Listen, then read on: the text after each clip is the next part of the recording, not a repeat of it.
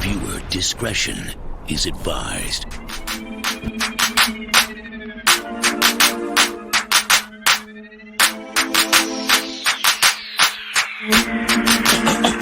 If you feeling like a pimp,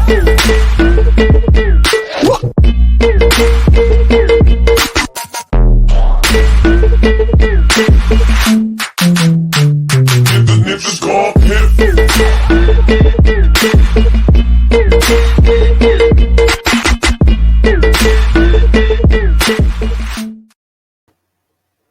Awesome sauce.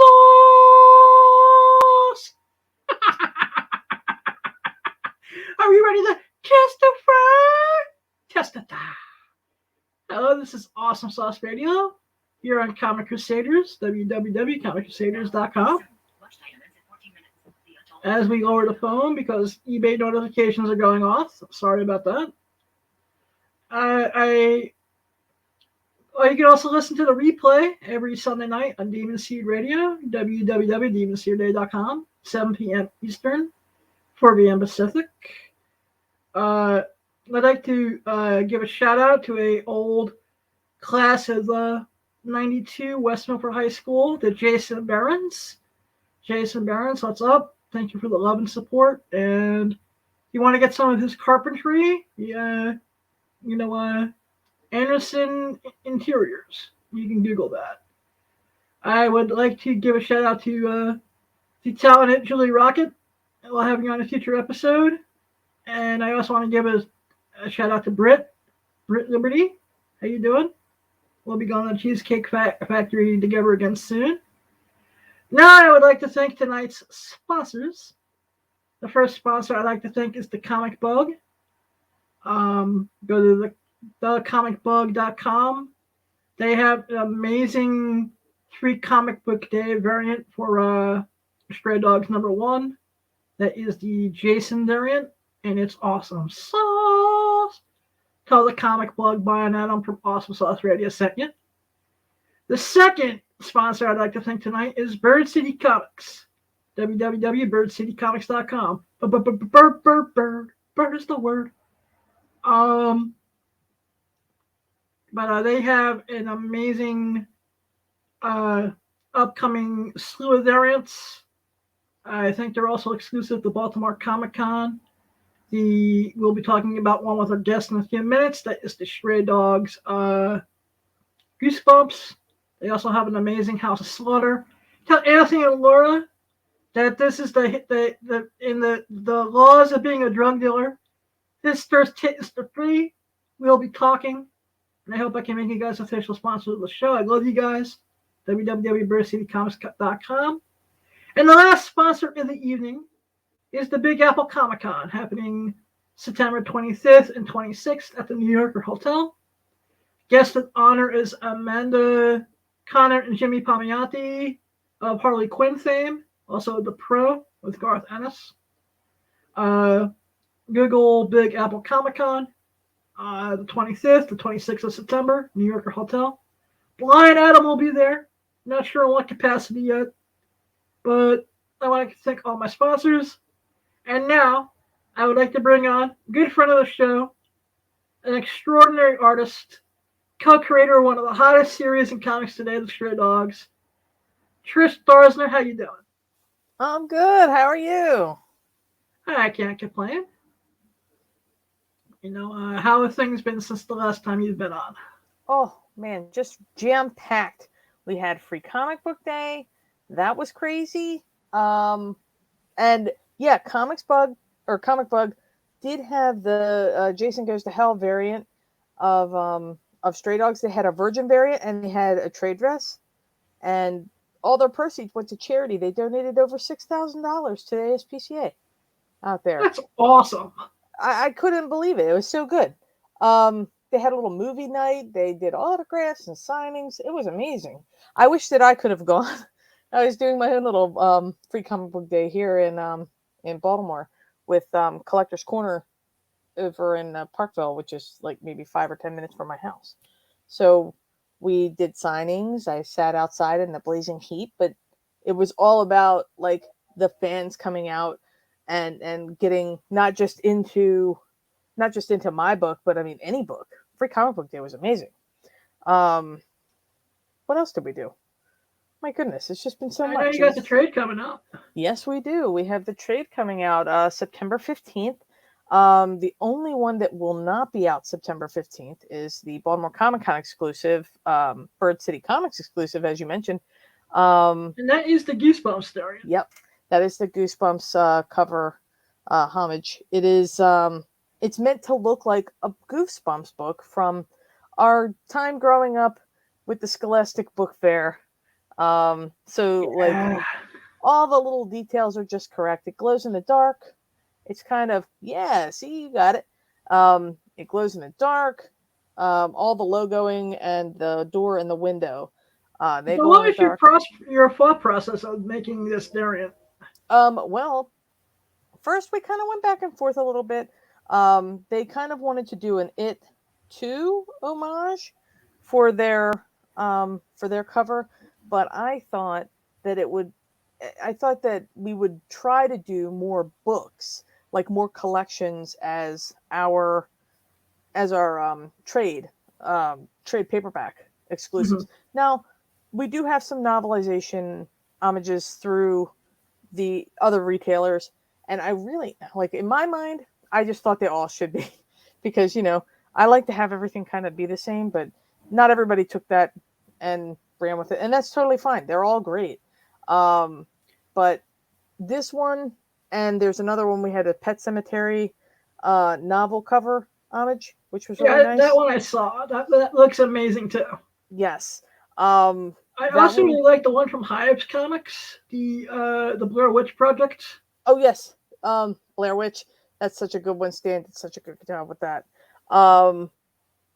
It's just like all the covers that I like seem to have the most traumatized Sophies on them.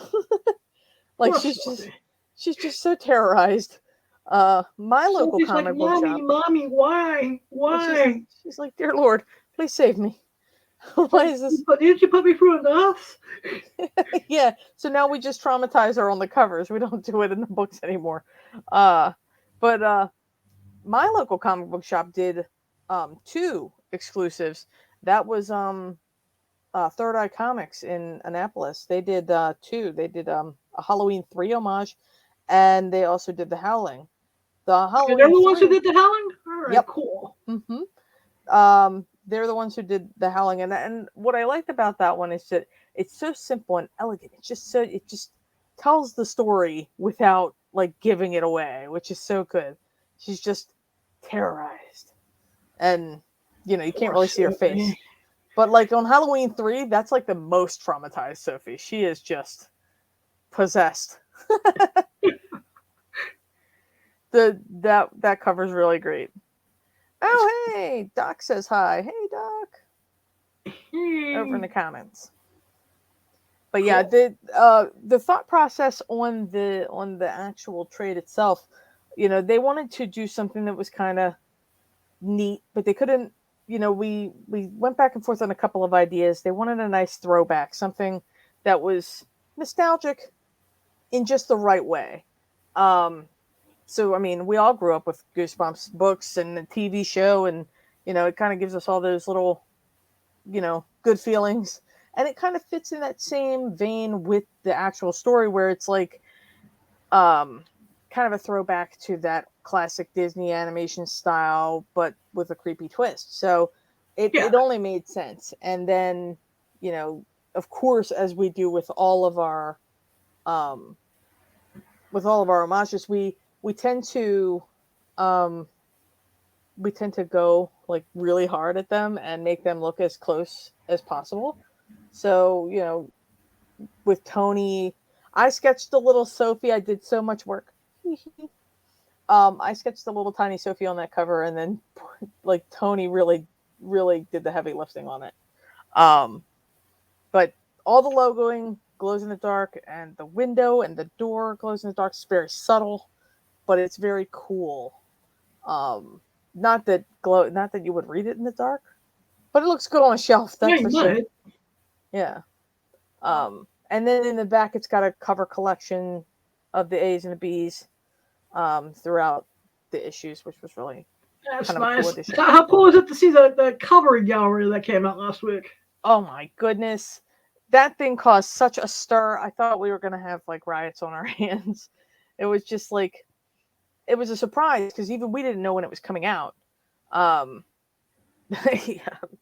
Mr. 95, he's going to read it in the dark. Nice. But yeah, I think, dang, I lost my train of thought there. Well, anyway, what was the question again? I'm sorry. Basically, how awesome was it to have the cover gallery Oh, coming yeah, out? You were saying that it was a I'm total sorry. surprise. Yeah, it was a total and- surprise. Even we didn't know when it was coming out. We knew it was happening, right? We knew they wanted it, but we didn't know when it was happening. And I also didn't know it would be a one per store variant, in that every store only got one, and they had to figure out what they wanted to do with it. Some shops sold them for cost to their best customer or whatever. And they were free to the shop, so it didn't really. Some of them sold them for a nice amount of change. And Yeah, and then some of I them saw also. on eBay today. I was like, Yeah, wow, they've been on $12 for eBay. 50 plus. Yeah, they've been on eBay. I've had people messaging me about them. It's been a whole thing with that. But that book collects all of the A, B, reprints and retailer exclusives I mean, into one book. yeah, So it was like 40 it's pages. awesome. Yeah, it came out really good. I was very impressed. When I got to lay eyes on it, the cover I got had a couple of spine ticks in it, so I wouldn't necessarily, sell that to anybody. But it is good for looking at. That's great, because there have been some amazing covers, both in the second print run, like the number 5 Crow variant. Oh yeah, that Crow variant. That is the 1 in 10 exclusive or incentive cover. Yep. Yeah. I think that with a little pressing, mine all came and they had this little wave in them.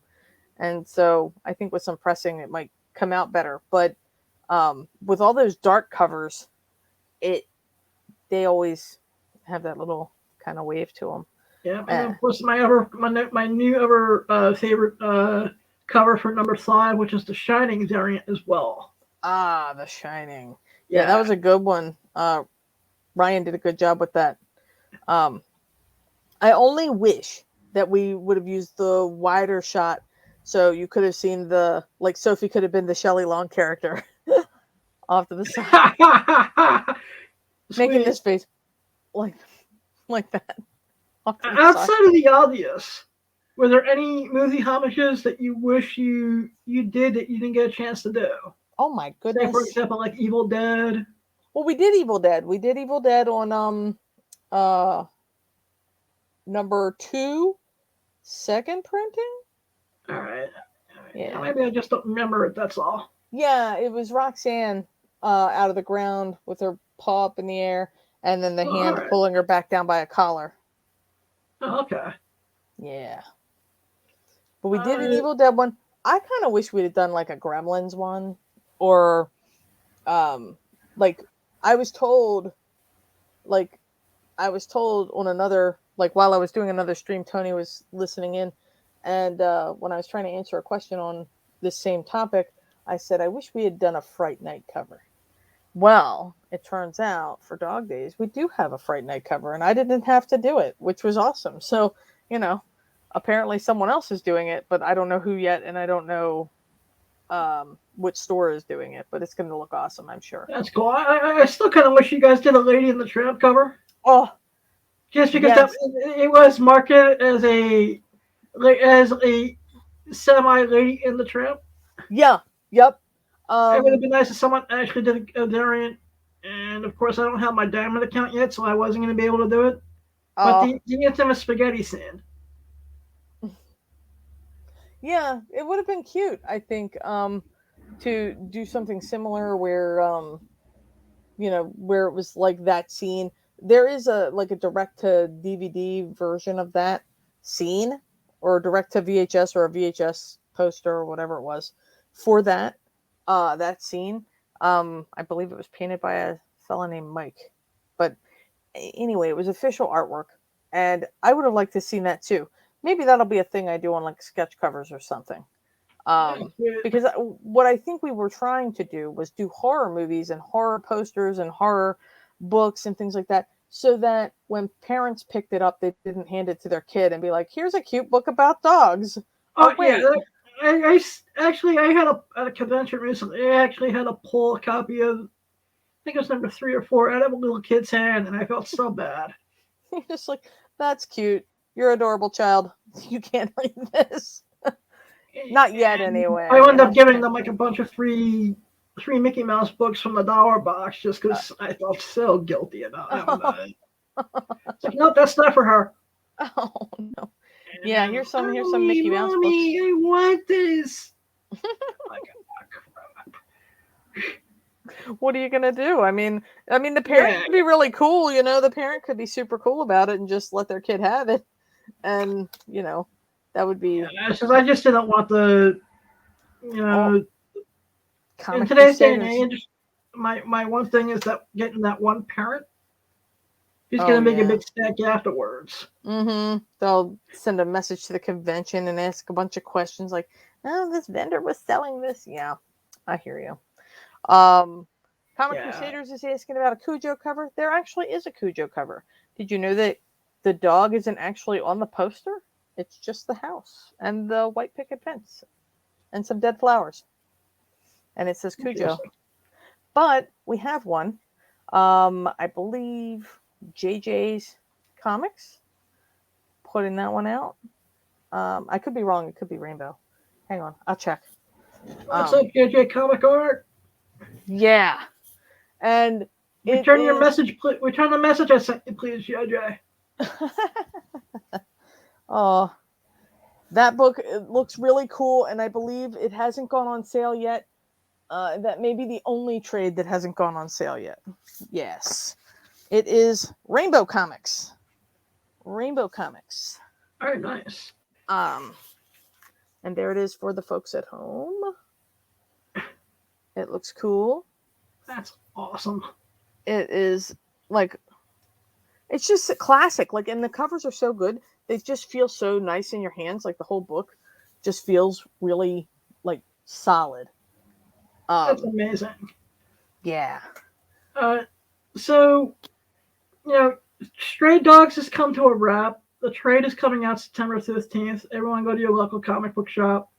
What's next for upcoming projects through either you or you and Tony or the future? I know that Tony's got a few independent projects in the works, but also he's working on Time Shopper Kickstarter, which I'm not sure when that's going live, but it should be soon. That's going to be awesome. And me, I'm working on some Kickstarter goodies for the Good Boy campaign that wrapped up. I've got sketch covers to do, and I also did a cover for Good Boy.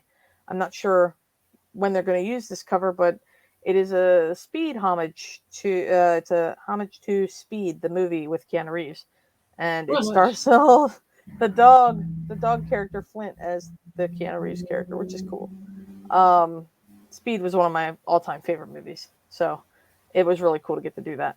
And also, I'm working feverishly on Dog Days, which is a anthology, 2-issue anthology series for Stray Dogs, to kind of give us some closure on some of these characters that we met during Stray Dogs, but the story was moving too fast to get to know these characters a little bit more. I believe it solicits this month for December for the first issue.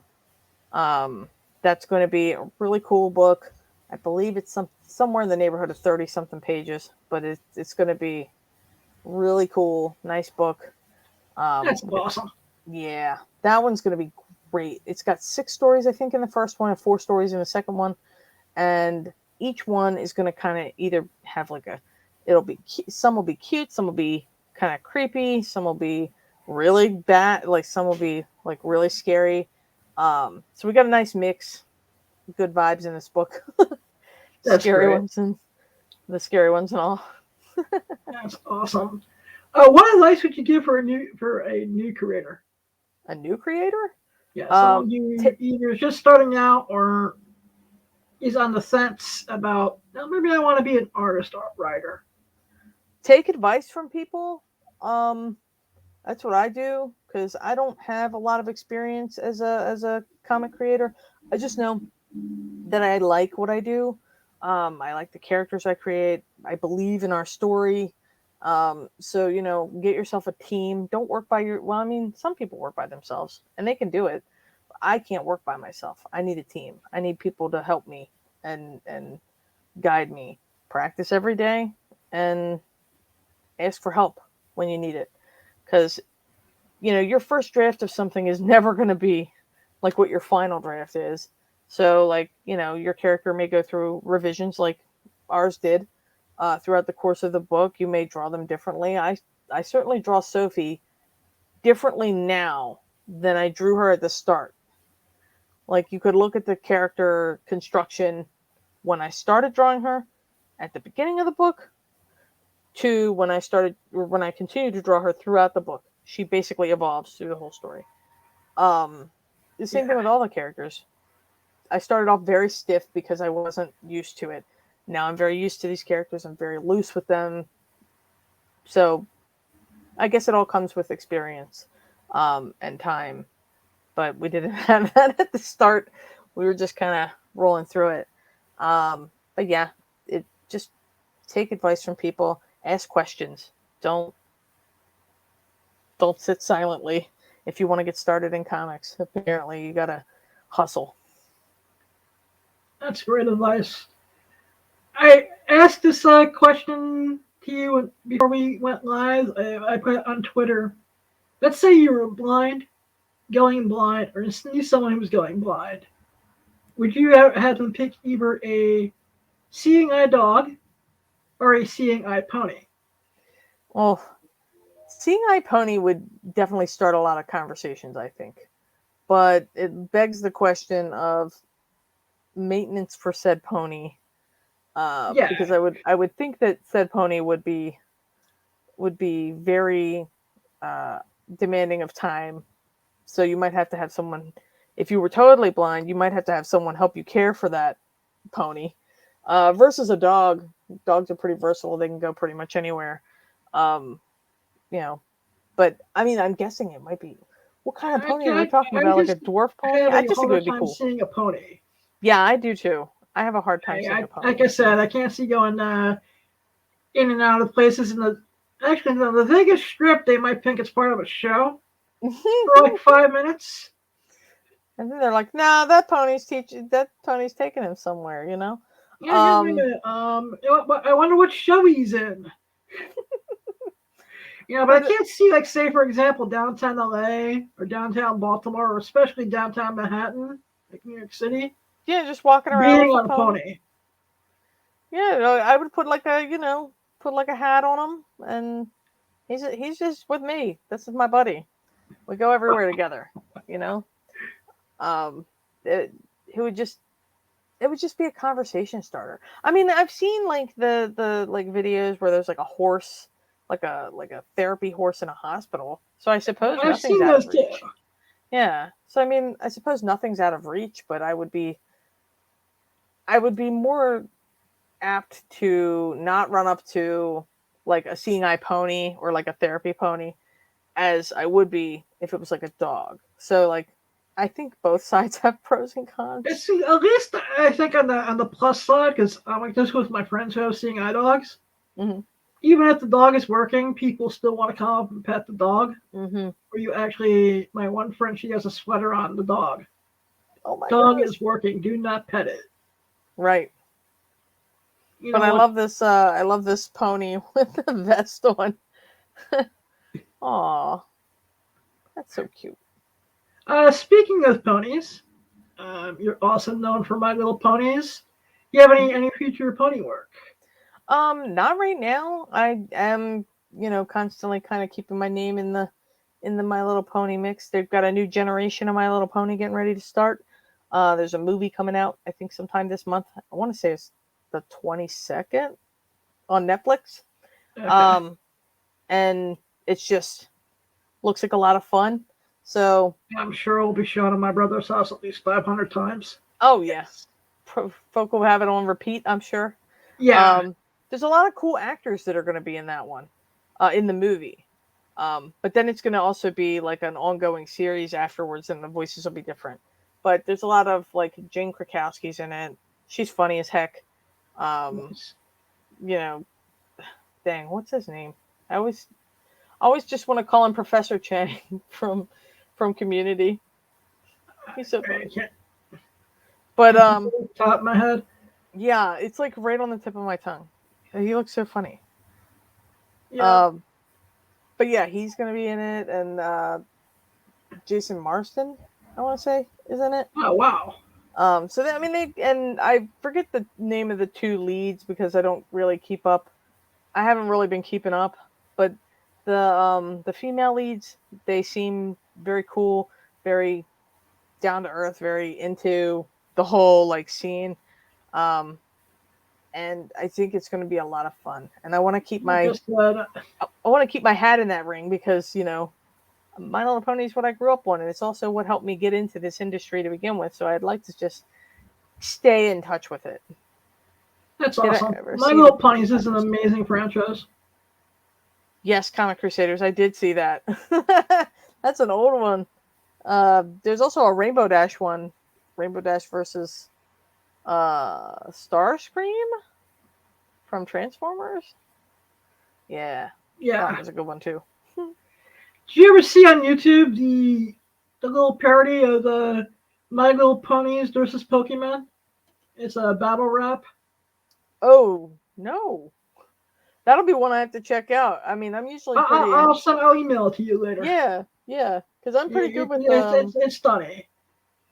I'm usually pretty good with my random pony video knowledge, but I know that deathmatch one. A friend of mine showed it to me. We were talking about something else. Oh, it was My Little Pony and Transformers. So I got to see the Rainbow Dash versus Starscream one, and that one was pretty funny. That's great. I haven't seen that one in quite some time too. Yeah, it was an old one, and I'm like, dang, why did I miss this one, or how? Speaking of movies, any updates on the Stray Dogs animated movie from Paramount? Not from my side. I know that everybody seems hard at work and things seem to be progressing as normal, but I haven't heard anything thumbs up or down either way. My fingers are crossed, definitely, because I just want to see what they do with it. Like, I just want to see. I can't wait. Did you see the Mel cast from Mighty Mel D? No, but I was the entire movie. Yeah, I was going to be on that podcast, but it started so horrendously late for me. Oh yeah, Shark and Chat. Yeah, I think that episode he got to that like around 3:30 in the morning. Whoa. I would have already been 3:30 in the morning their time or 3:30 in the morning East Coast time. I think it was East Coast time. Oof. Because Mel's East Coast, Lucas is East Coast, I'm East Coast. Oof. I think we're almost all East Coasters. Yeah. When they told me with the exception of Brian. They told me when that started, and I was like, wow, that's past my bedtime. On a school night. Nemesis, if you could bring up that thing I emailed you, that would be amazing.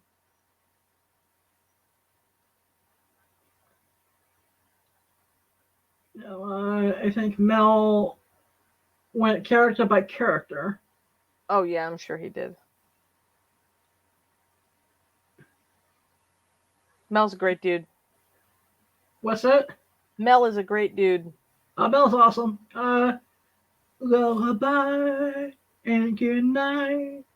I hope you're sleeping nice and tight, Mel D. That's what I forgot to give Mel D his lullaby in the beginning of the episode.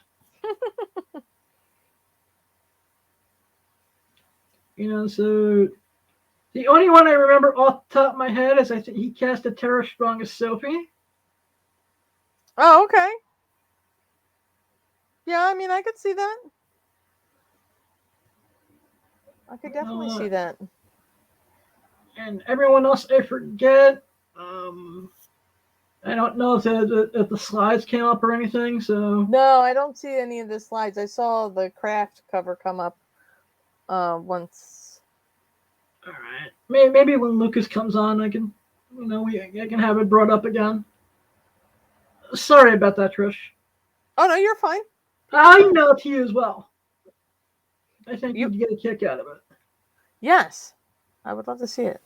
Like I said, it was a lot of it was visual, so I wasn't able to really memorize it.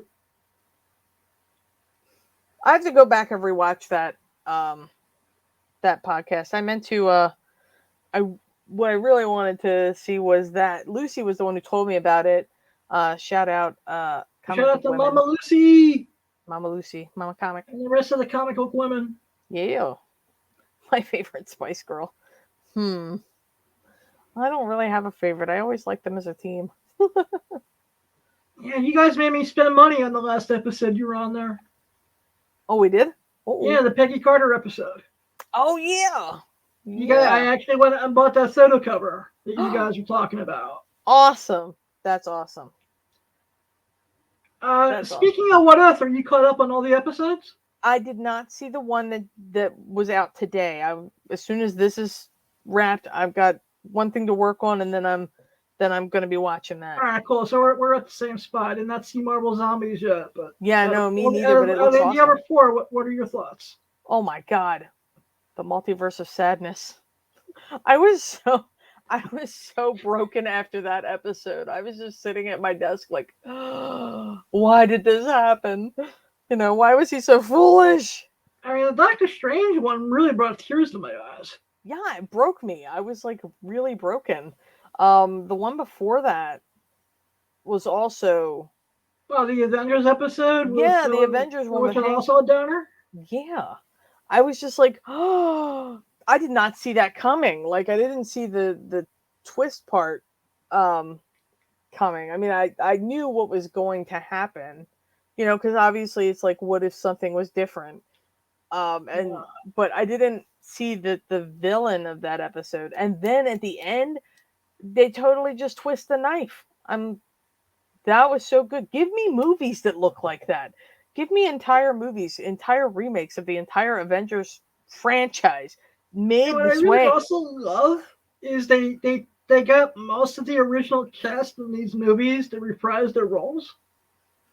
For example, the Agent Carter episode felt like there's the Captain America movie in a lot of spots.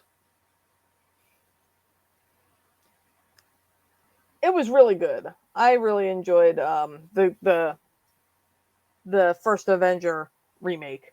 My favorite part of that one was is more about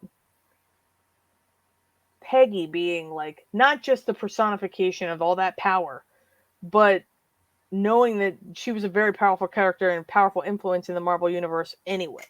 So it was just not to be beaten to me.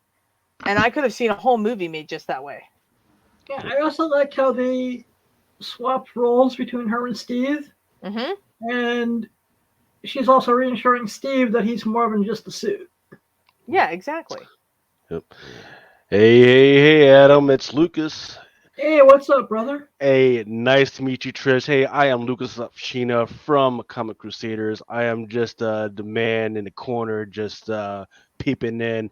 It is such a pleasure to meet you. I am such a fan.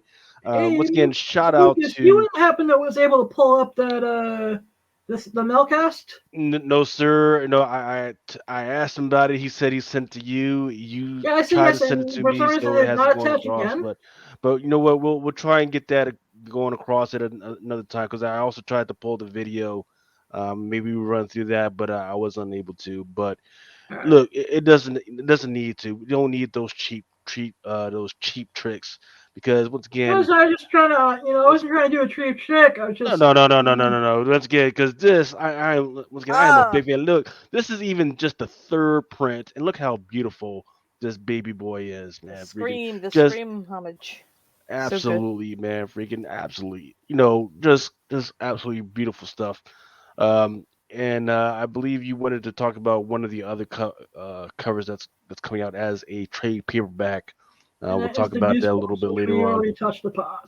But Oh, once yeah. again, you know, Trish, here's why you're. Once again, shout out to Mama Comics because before anybody else, and I mean anybody else, was talking about this comic, Mama Comics, she was talking about that, and she blew it up. And now this is what, a $200, $300 book. And I guarantee you, once this book hits the adoption airwaves, this is going to be $1,000 book, at the very minimum. It should be there already because you know people love it. People who read it love what's going on with it. And you know the selling point. The selling point is because once again, there's many comic books out there that has to do with animals, talking animals, talking animals in adventure, talking animals in the most worst possible scenarios. But the thing that sells it is the art, right? That art that makes you go actually care about what's going on with the animals. That get kind of freaking Jenny flex back into our childhoods and reminds us of everything that was going. That's Trish. That is why this is just a very beautiful piece. And I love what you got going on with the interiors on this one. Oh, thank you. Yeah, that's what we really tried to do from the start was to kind of hit people in that sweet spot where you kind of, you know, yeah, that's a movie that I remember. I remember I would see this kind of movie. It would be like an All Dogs Go to Heaven or a Secret of Nim kind of vibe, but with a super, you know, dark twist. Oh, absolutely. You know, Yeah. this makes it even more like something that Disney would actually pick up because people, you know, are into this, you know, goody two shoe thing about Disney, you know, and they start to pick up more in the stories. But you know, the Disney that I remember was Bambi, right? Remember everybody cried when Bambi's mama died. This is the kind of stuff that kind of you should be happy, but just this knife just kind of digging into you in the background. That's what I love about this. Yeah, So it we kind of is like a, you know, ooh, kind of yeah, gets you right in the heart, yes, ma'am. uh, kind of thing. So Mr. X95, I don't know if that's how we're supposed to read this, is asking, "Hey Trish, what is your favorite Spice Girl?" Ah, I was I think I answered that, and I could never pick a favorite. I always like the whole group. Like it's kind of like trying to select your favorite spice for your food. I just like everything. Just put a little bit of everything. So no baby spice for you, no cinnamon Mm. spice. I forget the name Well, of you know, those, but sporty was always good. You know, sporty Yeah, and Sporty never gets any love, man. yeah. What's up, see Wookie? what do we got. I wanted to take a look at. Let's share this. I want to share my screen if I could. Oops. Technology. Let's see. Share. Gotta love it. Yeah, that's my favorite part. This is why I don't share the screens while the streams are going, because I He's can. trying to show the screen. Trisha, are there any Funko Pops you're excited about adding to the collection? Ooh, I have a lot of Funko Pops. In fact, I think I just got one. It was an Amazon exclusive or something. It was Danger Mouse. I don't know if y'all remember They Danger released a Mouse. Danger Mouse? Yes, it was a Funko Shop exclusive. That's what it was for for whatever the last virtual con was. It was a Danger Was Mouse that Funko that Pop. was that that Saturday morning cartoon from way back in the day that Uh nobody huh. ever watched? Yeah, It it Was was it was on like an like old Nickelodeon British. back in the it day? was like Courageous Cat and Danger Mouse, I believe. Yeah, Was that it? Okay. yeah, and Penfold. The what was he? A mole? Maybe. It's been a Yeah, while. cool. Okay. So Adam, what I'm throwing up now is I am throwing up the Stray Dogs trade paperback. This one is a Bird City Comics convention. Um, With it's that got lovely the glow in the dark. Mm. that glows in the dark. Um, I didn't know that this was coming out. In fact, I actually talked to Tony just a little bit a while ago via Instagram. He was like, "Hey man, it's that you." He was like, "Yeah, this is you." Hey, Uh, Tony. Hey, Laura. Hey, shut up. that's going to be an interesting one to see. So man, glows in the dark. That really And takes this is takes for you back. Baltimore. Yep, Amazon stop. it's the Baltimore Comic-Con exclusive. So this book won't be out until the con is out. They pre-sold a few, but and I have it on good authority that they should have some more up for pre-sale at some point. But Excuse me, Tony and Laura, if you can hook someone who can't be at Baltimore up, I would really appreciate that. it's definitely Damn, one of cousin's the, wedding. and they also have a print that comes with each one. It's a mini print. Remember how earlier I was saying they wanted to homage the It 2 movie poster for their trade paperback cover? Well, we did a print of that to go. It's a mini print. It's like half the size of a comic book cover, and so it tucks right inside the book. And they're going to give one of those away with every single book. Man, that's definitely something that I'm going to be picking up, especially Clothes in the Dark. Man, the only thing is that I don't like that it's going to be distributed by Diamond. That's the only thing. Oh, but the covers are so, like, the books themselves feel really nice. So like I You feel have a like they copy would hold already? up. Yeah. Hang on 1 second. I'll show you. Hey, Well, hold on. Let's see. I've got like a stack of 16 trade paperbacks, and of course it's probably the one that's on the bottom. As is my luck. Haha. It's in my hands. Wow. Hold on. Let me blow that up. Let me blow that up. This is crazy. This is an exclusive. Hold up. Yeah. This is a Baltimore Comic-Con exclusive. wow. And The Stray everywhere that Dogs is trade paperback. Wow. everywhere that is purple, and the doorway and the window with the master in it, that's the parts that glow in the dark. So it looks really cool. And on the back you can see that it is a Baltimore Comic-Con exclusive with Bird City Comics, Wow. and their little baby Penny is on there. Wow. Penny the pug. And here is the print that comes with it. Amazing. Wow. Okay. All right. All right. All right. Look at So that. there. So So now instead of I do traumatized have Sophie, we have demonic now. Sophie. Now I guess the next question is: are you going to be there, Trish? Are you Yes, I going to? absolutely will. Okay. So now you're giving me even more of a reason to go down there, because I can go down to Baltimore Comic Con. I can get one of these. I don't know how my are we getting these through Bird City? Do they have a They will have a yeah, are they going booth to be set there. up there? Yep, they're going to be set up there. They have a couple of different Baltimore Comic-Con exclusives, I believe. Not just with this, but I think they have There, I know they have a House of Slaughter. yeah, House of Slaughter. Yeah, 'cause that's been the issue with Baltimore Comic Con is they really haven't had that many exclusives that anybody was really writing home up. But if you're telling me that there's going to be a Stray Dogs freaking Baltimore Con exclusive, and it's going to have a print that's inside, and then I can go around and find Trish, because Trish, are you having the see Trish is going to have a table as well. Yep. Try and get a CGC or a CBC or whoever freaking signature by Yeah, Trish. find you a witness. I think that This is Baltimore this is used to big. have witnesses there. Yeah, Um, yeah. They I don't have know if they're gonna. CGC. Yeah, they have CGC and they have CBCS. Yeah. Well, CBCS is the way you want to go because their time's a little bit quicker now. yeah. I know we I have a think 98 CGC thing. Wednesdays will be there too. We also have a CGC thing coming up. Tony and I. The deadline for submissions is the end of this month. But we will draw your dog on a Stray Dogs blank. You have to send the book in and a picture of your dog, and I think whatever the fee is, and we'll draw your dog on the Stray Dogs blank. Or you can send your books in, and we will sign them at a CGC event later.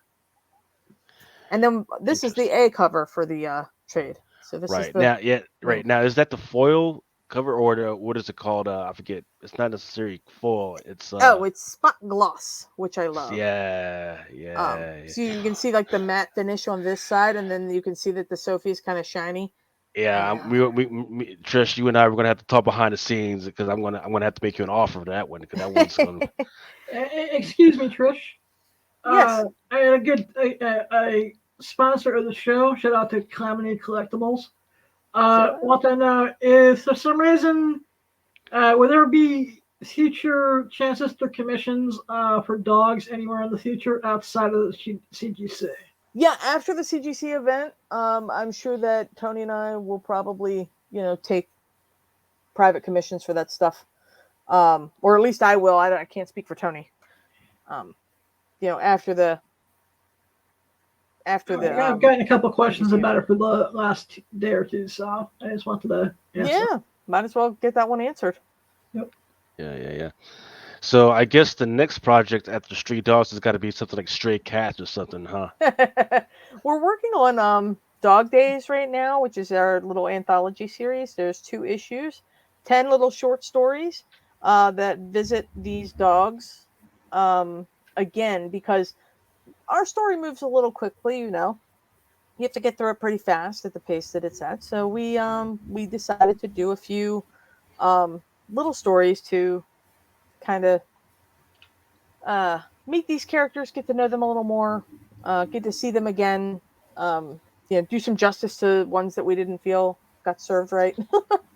um, Everybody gets their own little story. There's 10 short stories, and it's just going to be a fun ride. That's gonna be awesome, because that's the one thing, even as reading up through each and every comic, and they dabble. You guys have been dabbling a little bit, but yeah, I do want to see what's been happening with each and every single one of those dogs. That's gonna be awesome to see in the anthology of, hey, a little bit more deeply into those dogs and everything. That's gonna be pretty nice, Yeah, it's going to be Um, cool. that's gonna take you from possibly making a movie into definitely maybe looking for a TV series or something like that.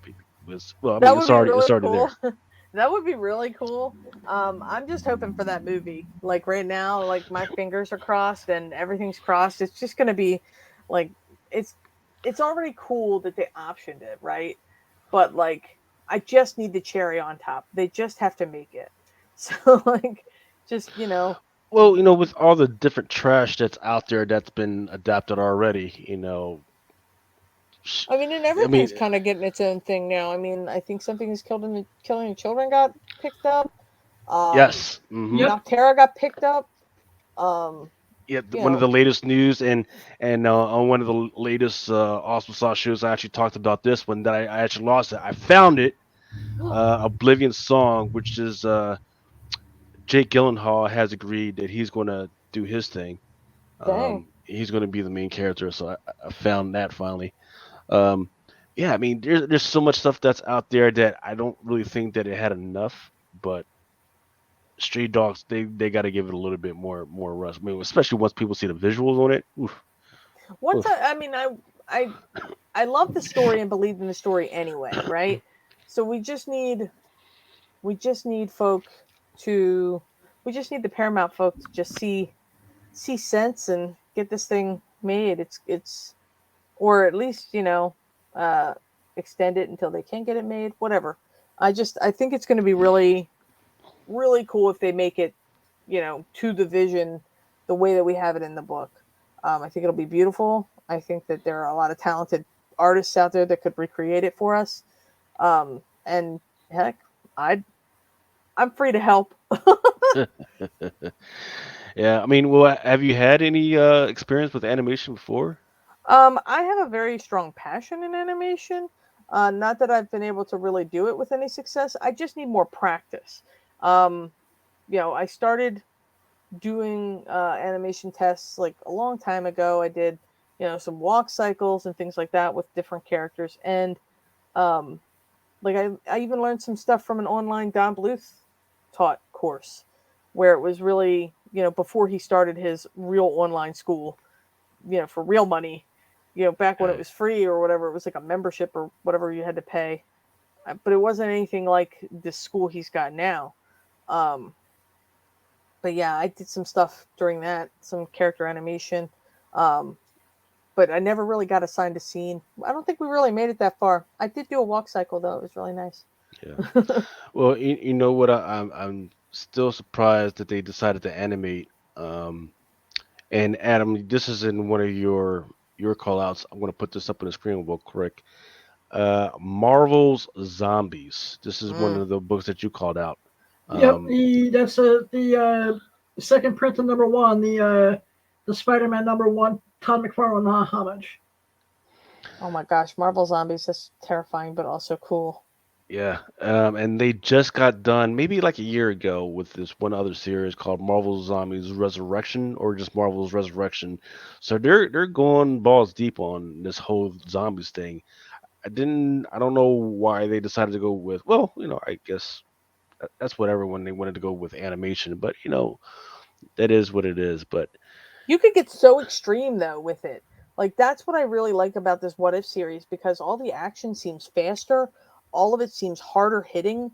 It just seems like it's more impactful this way.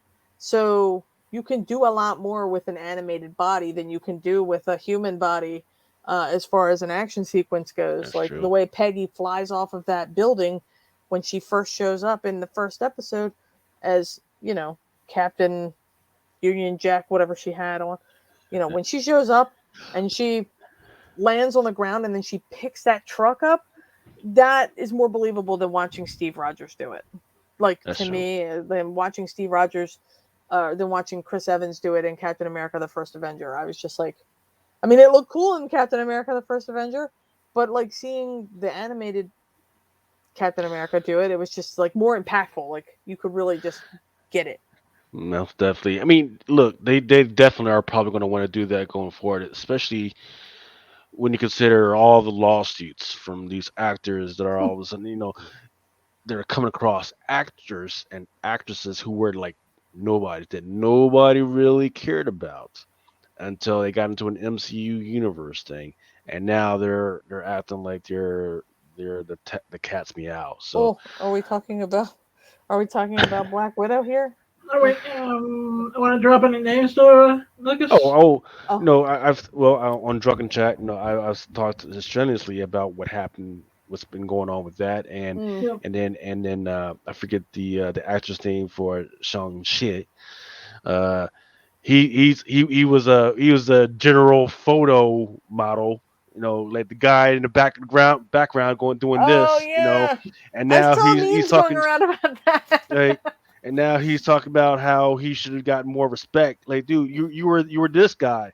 You were a photo stock guy. You were doing this, and now you're talking about that you should be getting more respect. And Speaking uh, of Shang-Chi, have I ever one of the two of you, without spoiling anything, seen it yet? no, I haven't seen it yet. I plan on seeing it though because I feel like I don't want to get left behind, and that one's gonna like that you're one. not, I'm you're not not. missing Is it a much. good standalone though? At least, like No, if you watched it's it by yourself, like it would be okay, or no? yeah, it's not really. There's no connection to the standing MCU whatsoever. Oh, Zero. that's Zero. kind of disappointing. Like you could literally pick this up and you're not missing anything. Well, Interesting. hmm. Yeah, all the connections happen way at the end, like literally way at the end, credit scenes and everything. Oh, You're not going to be missing anything. You could. In fact, I would say that if you miss the first half of this movie and then walked into the movie theater, you're not missing anything. You're Oh wow. you're you're you're not missing anything. People are trying to make this as better than it is. It's not.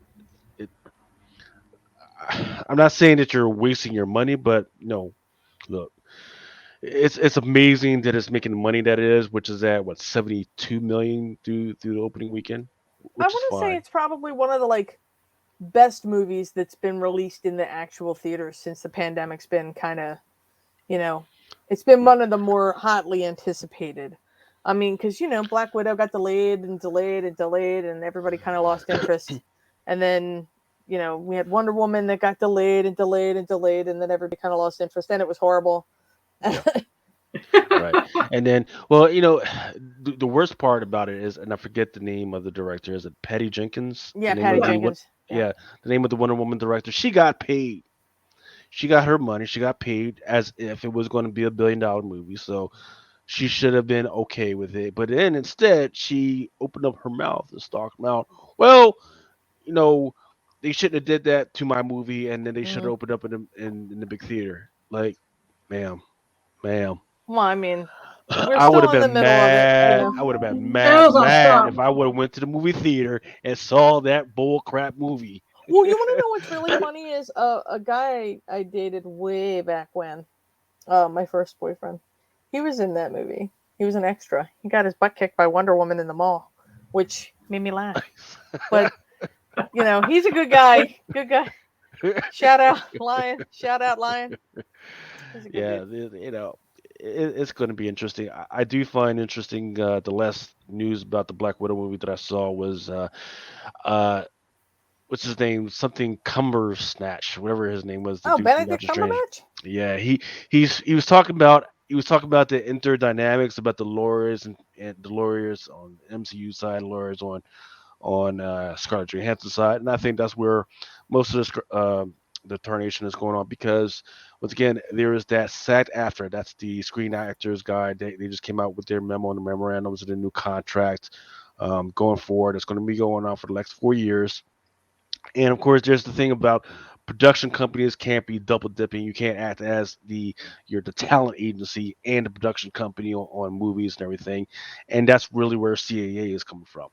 Um, in the meantime, everybody's talking about Scarlett Johansson doesn't really need all the care about that much.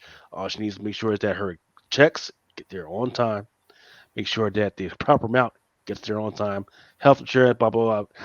But what CAA is really fighting for is all that extra money going forward until like 2027, which is a lot of the cutoff. And Trish, I'm telling you, as you're getting on into this new enterprise of getting into movies and TV adoption, if you haven't read that new Screen Actors Guide memorandum, um, I think read up on it. It's pretty long. It's got a lot of freaking addendums and all that. Read on that because it specifically talks about, Excuse hey, me, Lucas, is that on yep. the SAG website that you can find it? I'm not sure if it's on there. It better be. But if you put in the SAGT after the CAGT like AFTRA, Mhm. and just put it in there, it'll be out there. But it talks about, hey, theater release, right? What happens with a theater release, and then the money that you're supposed to get if in fact it gets just put on Like a streaming service. exactly, right? How I much you're asked going that to get. question. I know I asked that question when we were going through our contracty bits. Yeah. Um, but yeah. And then the fact that nobody told her, like, hey, we're doing it during the only question should be like, okay, how does it affect now that I'm going to do a summertime release? Because the thing that nobody is talking about is that when the real reason that Marvel doesn't really do summertime releases all that often is because if you release it during the summertime, China has a restriction or a ban on especially American and Hollywood movies coming out in China during the summertime. Hmm. And when you do that, of course, you're going to lose little bit of money because, hey, if I'm in China and I can't see a movie and I really want to see it, guess what? I'm just gonna pirate it, right? So imagine it comes out in June, July. It doesn't really come out in China until September or October, Yeah. whatever. Guess what? More than half of that country is already freaking seen it in one way or another. Well, here's what's happening with Black Widow. It was supposed to get its permit and license to show in China at the beginning of September. It still hasn't gotten it. Shang-Chi still hasn't gotten it. So nobody's really talking about that whole thing factoring into the money that she would have gotten, and that's something that people should have sat down with her, say, hey, we got it. If you want to talk about that loss, that's fine. But they just did a general blank, shoot it out. Hey, let's get into it, and that's pretty sad, But Yeah.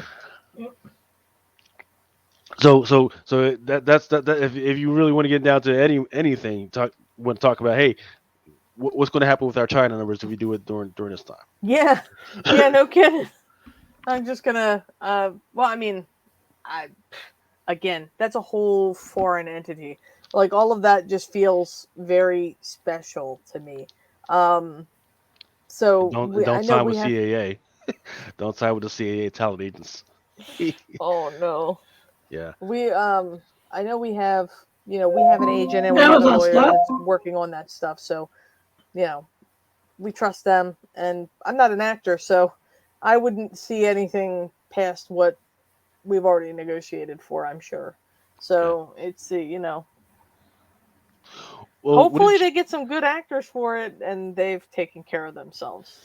hey, I'm always available for some voice acting. Just I'll just I said to somebody, Jason Hershkowitz earlier. I was talking to him on Facebook, from our Stray Dogs group, and we were talking about who we should cast as different characters because I'm a fan of Keanu Reeves, and we were laughing about how much Robert Downey Jr. is charging on his CGC event, and Oh, $700. it's $750, but it's like an extra $400 if he writes Iron Man underneath of it. We were laughing. I didn't see that part of it. Yeah, if he writes Iron Man, it's like an extra $400, and if he writes Tony Stark, it's like an extra. It's something less than that. It's like it averages out to like $60 a letter. well. Here's a So question: what did you think of Suicide Squad, the latest one that came out, or have you seen it yet? I I haven't really. I don't. I will self-admittedly I don't follow the DC films. I just don't think they're as good. Okay. But that said, I have heard a lot of good things about this version of the Suicide Squad versus when it first came out. Like it was better. There's two totally different Visually. movies. Yeah, I really like, like this one a lot. but like I just thought it was so soon. Like, why reboot it so soon? Maybe I was just mistaken, but maybe it just did so bad the first time they had to fix it. You know.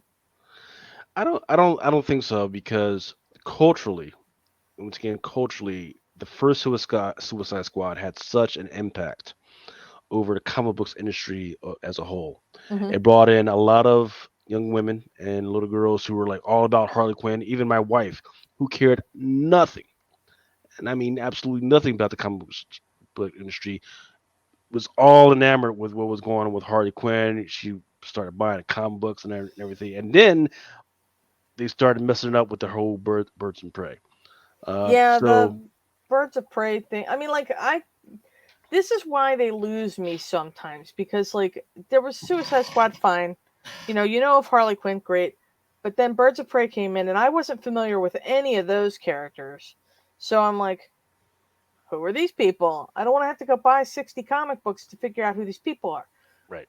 Like, and I find that these movies don't generally, like when you do a huge ensemble movie, they don't generally go out of their way to explain who these people are and why I should care at all about them.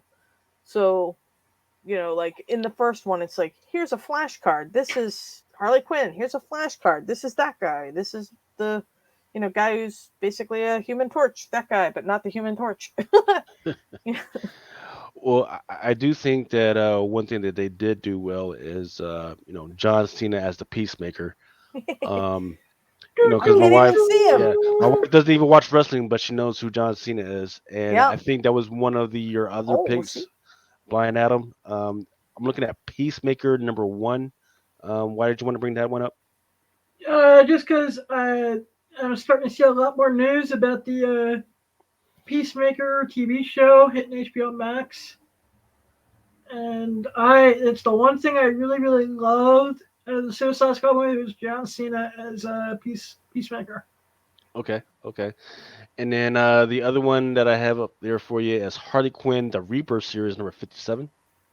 This is the Dark Knight Returns comic cover, and I was reading Bleeding Cool, and they're talking about possibly making Harley Quinn a Robin. Uh, That would be a terrible. That would be I think terrible. it would be a terrible That would idea, be a but terrible idea. I just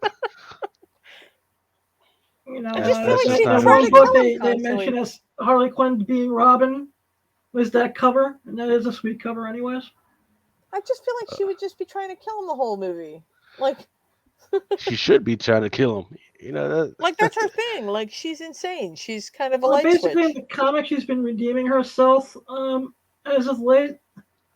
They've been trying to make her more of a hero or an anti-hero and Oh helping boy. out Batman a lot more. Jeez. Lady Uh, Deadpool, here she comes. What about Superman, Man of Steel, number 110? This is just an early appearance of Stars and Stripes, Stargirl, and Stripesy, and I'm a huge fan of the CW show. Now, I haven't been watching that show. Is it It's any it's good? amazing. If you're like a JSA fan or just a fan of team dramas, they mix superheroes and team drama in that show really well. That's But then interesting. again, Jeff Jones is the showrunner for that, so it's not your usual Arrowverse BS. That's interesting because it seems like while I was ignoring everything, because I did watch Gotham, I tried watching Teen Titans. I loved Gotham. Yeah, Gotham was really good, especially when Jada Pinkett was on there, and then I you know loved her character. Oh, Fish. Moonfish, or is it Fish Fish Mooney. Mooney? Yeah, Yeah, it was like Fish this. Mooney. Yeah, stabbed their own eye out with the dong on for it, man. Just Oh my goodness. my goodness. And they Robin killed her like Martell's 8 the times. It plan was was so good. amazing. Yeah. And when they did their kind of like their Joker, it was believable. Like I Exactly. freaking loved him. I'm like, oh, I miss Gotham. I got to at Yeah. least meet Bruce Wayne and Alfred at Baltimore Comic Con a few years ago, which was really Really. cool. Yeah, I got them to sign some stuff. I was like, yes, Yeah, please sign everything I have here. I met almost the entire cast throughout the years that it was on through various conventions, and they were all really sweet in real life. Yeah, such good Give character. a shout out to Michelle Whipperman for hanging out with us tonight. Hey, what's up? All right, I want to give a shout out to the Sloan Real Estate Corporation out in Las Vegas, Nevada. Anyone's looking to buy a house in Las Vegas, please check them out. Michelle, I love you, and I'll be in touch as soon as I hear back from Amber. And that's all the update I'm actually giving on the retail project going forward at the moment. See, Adam's always got these super secret hush hush freaking projects going on. No, it's You just don't you don't I've been talking to you about this on and off, but um, remember how I said I had a non-comic related question. I asked Chris this too. Any advice for someone thinking about buying their first home? Their first home? Yeah. Oh my God, it's such a huge step. I mean, I work in real estate too, in a way. I do title work as the day job. Yes, I'm one of those people who has a day job and also does comic book work. That's fine. Also very sad. Womp womp. But gotta make that money, honey. right. I mean, shoot, I do that so that I could do this. You know what I mean? But it's hard to buy your first home. I mean, as it's a lot to budget. It's harder now for people than it ever was, but it's more satisfying, I think, in a way. When I see people buy their first house, I'm just so happy for them, because it's just that's like the ultimate sign of, like I'm on my own. I Adulthood. have it. It's all Yep. me. Like, I mean, I bought this house 20 years ago, and I I would never go back to renting. I would never do it again because this is mine. If anything breaks, God forbid, knock on all the wood I have around me, but it's mine. You know, I can make it what I want. I mean, behind me you can see there is a nightmarish hellscape of stuff, but it's mine. Looks great to me. Look, Thanks, you Treasure. know, you've got all types of projects going on. You've got all types of stuff that works, man. Freaking, that is an awesome thing to say and to hear. Now what's going to be interesting to see what's going on is in 22 days. Is it 22? Yep, 22 Yeah, days. about that. That moratorium is getting ready to end. That's that rental moratorium and that moratorium on mortgages. So I people, feel like they're going to extend that. I feel like that It's is been just going to. extended in several states. I know it's been extended in New York to at least February. Yeah, I think they're starting to locally do that in places, but I think there's going to be some sort of federal mandate come because could you imagine? I mean, just some of the stuff I've seen. It's just like I have one that's refinanced and they haven't paid their mortgage in over a year. And I'm just like, freaking out for them, like, oh my God, no wonder you're trying to get this out of the way right now because you're like 19K in a hole. So, Oof. yeah, I mean, it's stressful being a homeowner. I get it. And rates are good right now. Knock on wood, everything stays good. Homes are selling faster than ever, at least around here. Homes aren't even on the market for a weekend. They just I think it's pretty national at the moment. it's pretty crazy. And I've been busy for over 2 years, just refinances. Yeah, Crazy, like inflatable arm flailing tube man rates. They're so low. They're so yeah, low. that's But yeah, true. I mean, Yeah. I'm not gonna bore people with my like boring ass real estate talk, but Oh, it, we need to go over to drunken chat for that one. That's when we do Uh, talk. Yeah, we talk about everything. We talk about real estate, freaking the stock market. We stocks. talk about all that stuff at 1 o'clock in the morning. at 1 o'clock in the morning when you're all toasted. Yeah, we're all It's toasted. normally just getting Yeah, right. started. Like you don't know nothing about percentages and freaking mortgage rates, man. You don't know nothing. What the hell you Your talking? APR shouldn't be this way. Exactly. The only thing that we're not allowed to talk about is people's religions and the COVID. We don't like to talk about COVID unless it's I don't it like could to talk be. about COVID, but I do think that because of COVID, this book was able to happen the way that it did. So I don't really have a problem with COVID right now. I mean, I Yeah. just kind of, Well, I mean, you know, definitely people definitely had more time to actually read. Um, yeah, so yeah, it read was the books. first. Right. It was the first time in a while where people were actually reading the books versus just going off of, oh, it's a beautiful cover. Yeah, No, people were actually sitting down, reading, going through it, making good evaluations. I think like And but Scott Snyder used our issue one as a guide, as some sort of like a tool to teach people how to write a good first act. So I mean, like that is like a high honor. But I don't feel like if he didn't have time to sit and read that book, we would have seen that. And I don't know that we would have seen as much of the explosion that we saw around issue three once that came out. Um, because people had time to read it. They had time to sit down and read it. They had time to get it from their comic shop and get it home. And now after that, I can't really explain what happened. I mean, just kind of went off the rails. But people had time to read them and go beyond what the beautiful cover looked like. right. You know, Well, I definitely know that there's certain stages. And once again, Mama Comics, she was all over that from the beginning before it came out, like at least a Lucy, month my before it girl. came out. Yeah, she was all over it, and then we started talking about it. Ultra Maximus, shout out to him. He put it on his FOC show. So and once again, I have this retail store that I run out of my house. Um, I think I sold about 100 copies Damn, out of that bad boy. spicy. Yeah, 100 freaking copies. So that's one. And then once again, it doesn't always pick up right away. So it came out, it was going, the prices were normal. Then it usually takes about 4 to 5 months after all that, and then you got the trade paperback. Once the trade paperback, that's usually when stuff picks up because people have actually had the time to read it and like, oh crap, maybe I need to go pick up that. No, maybe like a month or two after that, people are like, oh crap, this is going to be big, and they were going to hoping to not miss out because you're you're you're in that trifecta, right? There's a weird trifecta of books going on. There's Stray Dogs, Hmm. then Something's there's killing the Something children. That's Killing the Children, Hmm. and then there's Department of Truth. You Oh yeah, guys, Department of Truth. Hmm. yeah, you guys are like everybody remembers them at the same time. Everybody's trying to pick up that number one or and all those incentives right now. If you Got me don't my have, Bird City Zulu cover for Department of Truth. Nice. yeah.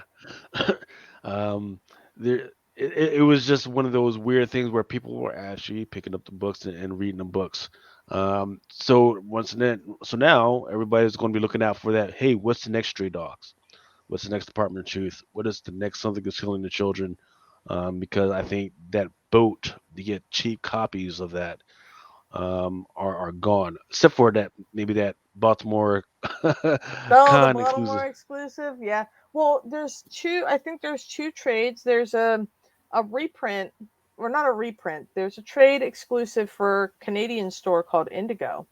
Um, that is the Scream 3 or the Scream homage that you showed earlier, but it doesn't have any of that like movie stuff at the bottom. It's just that cover. I think I have it Right, over here someplace. But there's that one, and I don't think that's sold out yet. Look at all these. This is just right. this is just five of them.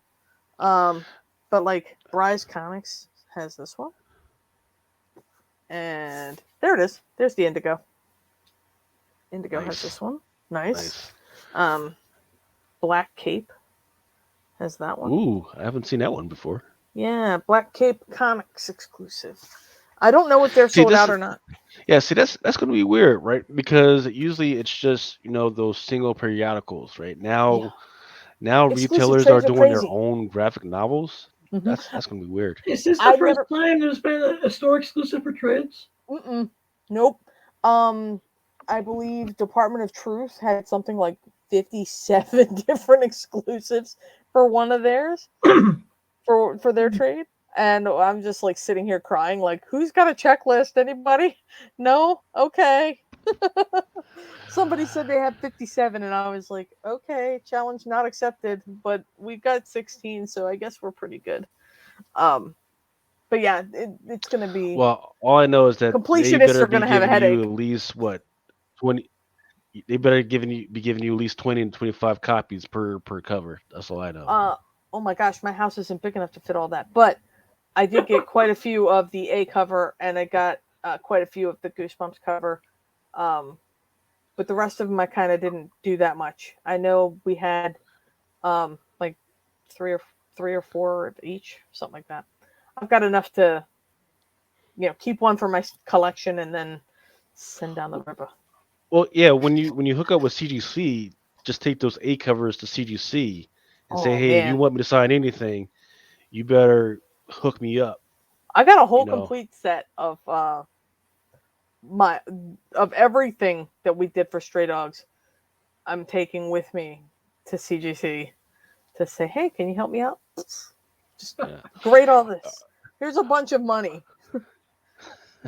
Here's a Are bunch of Excuse are me, money. there now, any what do are you? there any are there any lesser known projects by you that you think have a chance of taking off someday? Or is this Mm, your first this is project? my first. This is my first gig. Like my first, like real, like Jesus independent, Christ. like if you talk to Imagine Excuse Tony that. and you me, talk to Portia. Tone, like they tell me all the time, like this isn't real for you. This isn't like a real thing. Because this doesn't happen. You don't Right. just pick up your first gig. Like I've done My Little Pony for a couple of years while I was working on Stray Dogs, and so those issues were coming out, but that's licensed. Right. That's its own beast. It doesn't pay hardly anything, and it's just you just work. And but this Stray Dogs, that's me. That's Tony. Right. That's Tone Rodriguez. That's Brad Simpson. We're it. And then we've got all these people that helped us and supported us through the whole thing. It's hard to find a good team to work with, and we just hit it right out of the park. And apparently that doesn't happen, and I'm not to expect this going forward. And I'm just Oh like, yeah. Excuse me, okay, no Portia. problem. Has there been any spike in interest in your My Little Ponies work Yeah, because of the Stray actually, you know Dogs? what? Yep, because of Stray Dogs, there has been. It's kind of like a reverse. Like I thought the My Little Pony hook would get me more other stuff, but it's been the other way around. So like the Stray Dogs thing has kind of led into that stuff I did for Good Boy and the Good Boy Kickstarter. It's kind of it's leading into the stuff I did for Izzy's. Um, so it's kind of like that hook. It kind of went that way, where I was expecting it to go the other way. Yeah. But it's just been so good. Like, and I do covers for folk, and I love doing that stuff. I think that it's really cool. I think that I don't want to be that guy who's like, I gotta do a homage to everything out there. Let me just do a Spider-Man 300. Why not? You know? Everybody Well, freaking we does haven't that. seen one of those before. No, right? So let me just do one of those. No, I'm not going to be that guy. I don't want to be that guy. I want people to like stray dogs, but I don't want to like have to or I want people to know me for that, and if they want me to do kind of a thing for that, then that's great. I would love a crossover, but it's kind of like I want that vibe. Like I don't I want to do a Superman cover, but I want to do crypto, you know, or I want to do a Marvel Ooh, cover, but I want to do a Lockjaw. right, I want to do Ace the right, Bat Hound instead of Batman. right. Give me And as we know that DC they are planning to do some type of there's a crypto super, movie, yeah, it's like a super animal animation like with Super all the other, Pets. yeah, there you go. That would be interesting. That's something that you may want to pitch them. So I was like, I'm just gonna get real good at drawing Crypto the Super Dog real quick. Hold on, while I do that, There's and then Crypto, No, no, Ace, no, no. Wonder Forget that. Dog. Forget crypto. What's the name? Detective Chimp. yeah, Yeah, he Detective beat me Chimp. to it. yeah. So That I would be just gotta awesome. get real good with the Super Pets, and then that's it. That's Debo the my life. Super I don't. Monkey. Yeah, I'm just gonna work for DC. That'll Yeah. be, you know, draw an animal Yeah, cover. so go over to like Red Wing and Frog Yeah. and Oh yeah, Thrug. I could totally do that. Let's see. A speaking of first. All right. One of the ones, and this is not one of yours. This is just one of the ones that this it's this week came out this week. It was sold out. At many of the retailers and in the background of Diamond. Last Flight Out, number one, written by Guggenheim, Fredo, and Costa. So if you guys have see this at any of your retailers, pick this up. Don't know what it's quite about yet, but it looks like there's a little I was gonna girl. ask you about this actually. Yeah, there's a little girl on a UFO apparently. So looks like it's going to be interesting. I Um, definitely like the contrast and lighting and stuff on that cover. Like, the darkness, the shadows. It's kind of foreboding, but then you're looking at it all that brightness. Yeah. See, and I once again I definitely got to read this because it looks like in the background that the city is actually blowing up. Mm. So this might be Interesting. one of those apocalyptic joints with the UFO saving everybody, or saving this little girl. So that's gonna be one to keep an eye on. Of course, Yeah. I don't like post apocalyptics like where everybody's like out in the desert. I'm not really down with that. It's No. fine for a Mad Max movie every once in a while, but it's been getting done too much, man. Um, It's a good romp, but not for, not all the time kind of joint. yeah, But I mean, isn't this like doesn't I don't know. I'm getting like, I don't know. I don't know enough about this story, but like just by seeing like it's kind of got space vibes and it's kind of like a post-apocalyptic thing. So, we only find them when they're dead situation. right. You know, So the other one, and I'll fast forward to this one. The other one that's been getting so there's actually two, right? Two by DC, and I know you're not into the whole DC vibe right now, but but I saw that DC, Batman Adventures one and I'm like on board because uh, yeah, that was like the Batman the animated series was like my jam. yep. That was So this is Batman actually Adventures. is yeah, this is one of those weird ones that it's sold out at DC, right? So that means that retailers are not going to be able to pick it up, but uh, speculators have not caught on yet about a lot of these DC books, right? They see it on the shelves, and they're like, it's just a DC book, but they don't realize that if they don't get your copies now and grab them right now, they're not going to be able to pick them up. So the solicitor says, after a body wash ashore at Gotham Docks, Batman hunts for a mysterious mercenary known simply as the Muscle. So it looks like this is going to be the first appearance of this character called the Muscle. And I believe every once in a while, some retailers show it as being sold out, and then it pops back in. But this is definitely one that people should be picking up. There's two covers. There's cover A by Rob Guiori or Guillory. Then the cover B is by Jordan Gibson, which is a cardstock. Look at that cover B. That looks fire. It does. I really do like those nice back colors where just like a bleed out or of the colors where yeah you got the cover the character on there but there's like a nice bleed out on the colors. I love that. Mm-hmm. And then the one of the hits for DC has been The Conjuring, which is I guess a homage to the actual movie The Conjuring, like the Mm-hmm. Amityville horror stuff. There's actually two covers for this one. There's the cover A, which is the exact same image that you have, but not with all the dress. And then there's this one, which has been selling out, which is the cover B Ryan Brown movie poster card stock variant. There's that one. And then, of course, the other one, and I don't have a photo for just that one. That That's looks like been, a VHS tape on that cover. yeah. That's Once fire. again, yeah, it looks like DC is starting to realize who their actual customers are. Hey, it's kids of the '80s, right? So, Yeah, it's us. It's us. so yeah, they're bringing back uh they had an Aquaman 80th anniversary thing last week that came out. A lot of the ones that were sold out were the '80s retro joints. 90s did okay, but it just didn't hit like the '80s joints did. Let's see what else we got. Superman, Son of Kal-El, those second prints. There's always those second print bums that are out there that are trying to make print money off of those second prints. I don't think anything particularly What interesting is that? happened in Issue that number one. one? Yeah, Superman, Son of Kal-El. And what else we got? Oh, Sonic. DC. In fact, this is not the correct title, but this is the Green Lantern Annual. Jessica There's quite a Cruz is few. Yellow Lantern. Yeah, Yep. yeah, yeah. Let's see. And then Sensational Wonder Woman #7, Tula Latoy. She is an up and comer artist. This is not even her best work that's out Is that a there. ratio? No, it is a open order. Oh Comic Book wow, Woman that did a looks. nice rundown on Tula.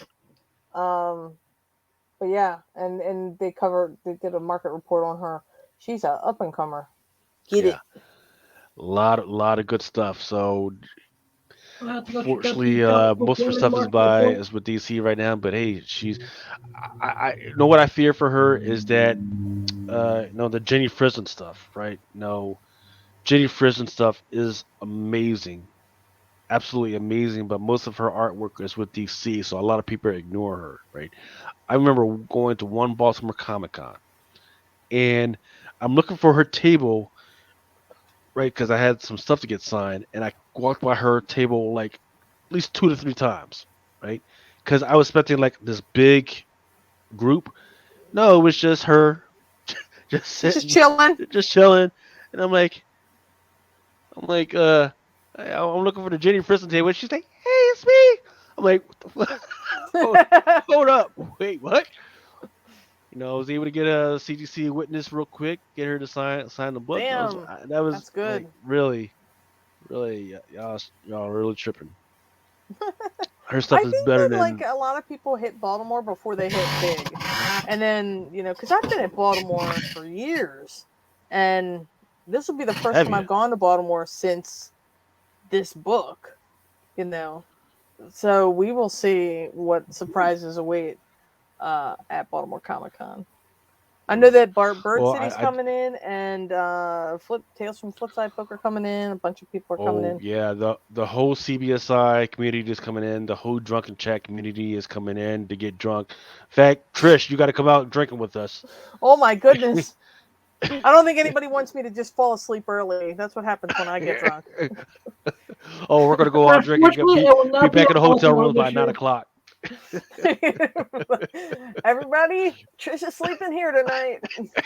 She can't get home. My house is 15 minutes from the con, so I'm just like, Really? Okay. yeah, I don't live too far from the place. So, because when we used to do BronyCon down there, it would no time. I would just come home.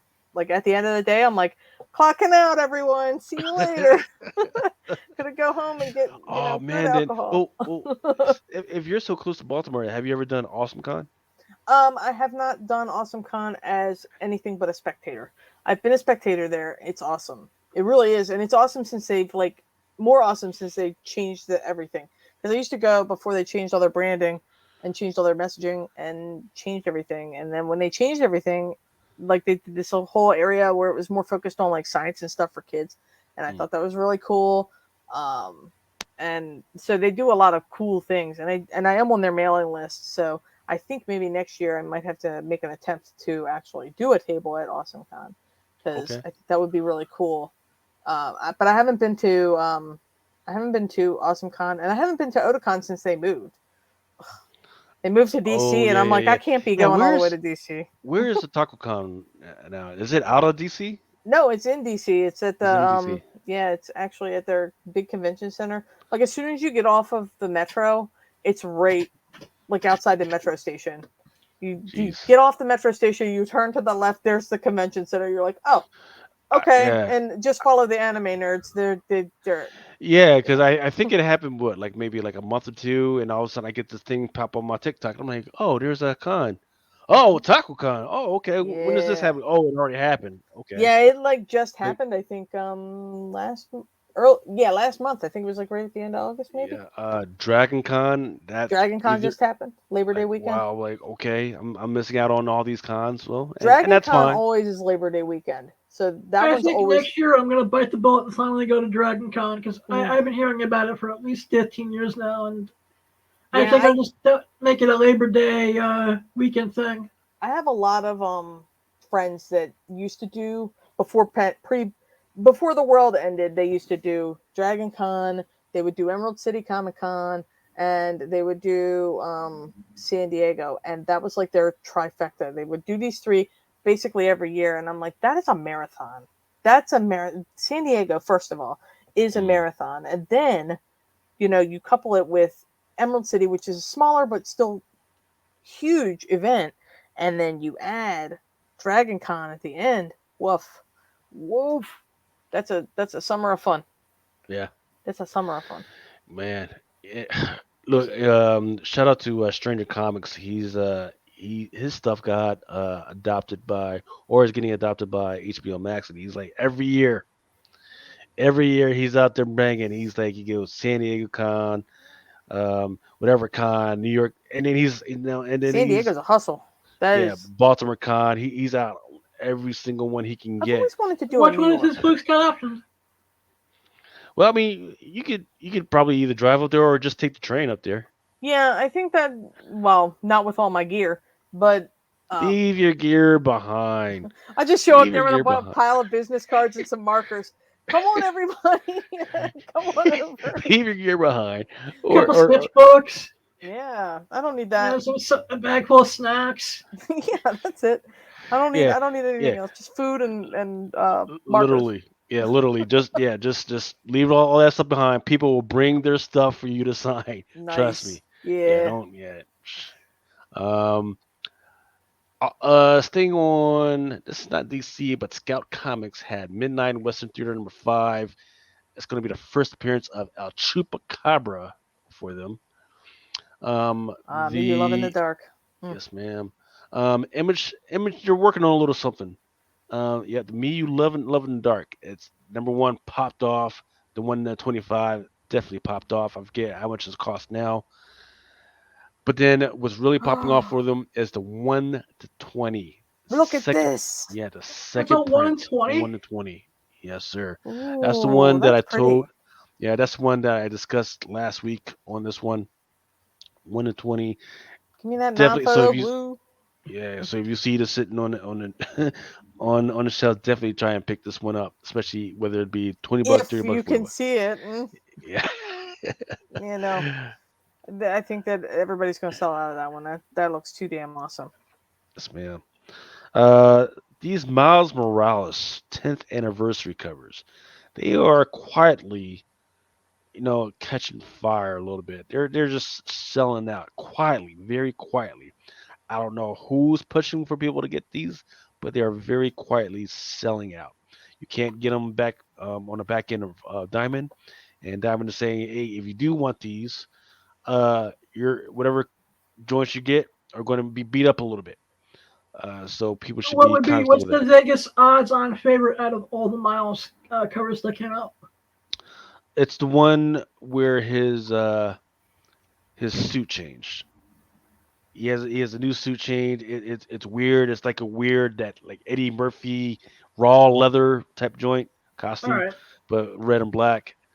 I think that would be the odds-on favorite, but we don't know how long he's going to stay with that costume. That's the only thing that has people pulling back a little bit. Just like that white and blue costume that Peter Parker just had. Um, Oh, the that one from Amazing 62. hmm Yeah, so nobody, yeah, that was supposed to be a big thing. Yeah, now people don't really care anymore. Deadpool, Black, White, and Blood, #2 by Johnson. That one's an open order as well. It's got So the one you Wolverine. guys talked about in Drunken Chat. Yes, sir. Yes, sir. Well, see, there's also one by you. Best Why? Francis That's Leno why you. you. Why you? Not Y O I U. was gonna You. say me. Leno you. By you. Um, that one was like a 1 to 25. I forget whether that was a 1 to 25 or whether that was open order, but that one has not done as well as we thought, or maybe it's just simmering right now, because we're only what 9 hours into a new comic book day. But this one is the one that people have definitely been selling out, and you cannot get this on back order from Diamond right now. What has caught fire, and I talked about this on Drunken Chat, is Conan the Barbarian #25, the Garson one. That's the one that has all the different versions of Conan that's been out there. There's even a version of the original one that's out there, and that's on this cover. That one's caught fire. This one is a open order, but guess what? Your retailers are not going to be able to go back to Diamond and say, "Mother, may I?" When it comes to ordering more. And then the one that Ultra had pushed for me to put up there was the Panosian variant. That's the one with Bleat on the cover. Yeah, Looks I know. really good. Looks I've pretty been good. betting on the East on the Kevin because he's a good friend of the show. The Kevin Eastman cover for Conan hmm 25. The one that I haven't gotten around to reading yet, but it has caught fire a little bit at the retailers, but it's actually still available for order. So this is why I got to figure out what's going on with this one. It's Excalibur #23, the Rowan variant. It's got Doctor Doom on it, and there's like a dragon in the background. I have to catch up on Excalibur. The one that's been sold out in the back on the back order and is at some retailers is Extreme Carnage Toxin #1, the Johnson Connected variant. Now this was the one that's a little interesting. So in the movie, it really centers the drama really does center around, and I'm comfortable with saying this without it being a spoiler. Is it centers around his mother. In Shang-Chi #4, this is going to be the first appearance of his mother, or what appears to be his mother, or we're not quite sure what's going on with that. So that kind of spoils what the heck is going on with what's going on in the movie. So it's a little weird, and I don't understand why people are speculating on this, because she is not a big character in any of the comics. She's not a big character in necessarily in the movie, but here we are. But Shang-Chi #4, Clark Miles Morales 10th anniversary, it's caught fire, and then there's a 1 to 50, I believe, that is sold out as well. In fact, I think I talked about it on Drunken Chat or maybe last week. Um, I but think he did both.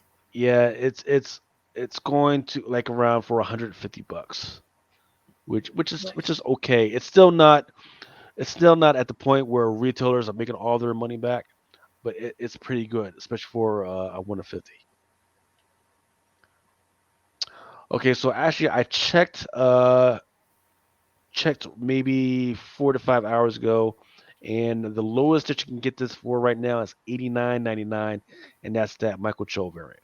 That's a damn cool looking cover. I mean, just composition wise. Absolutely.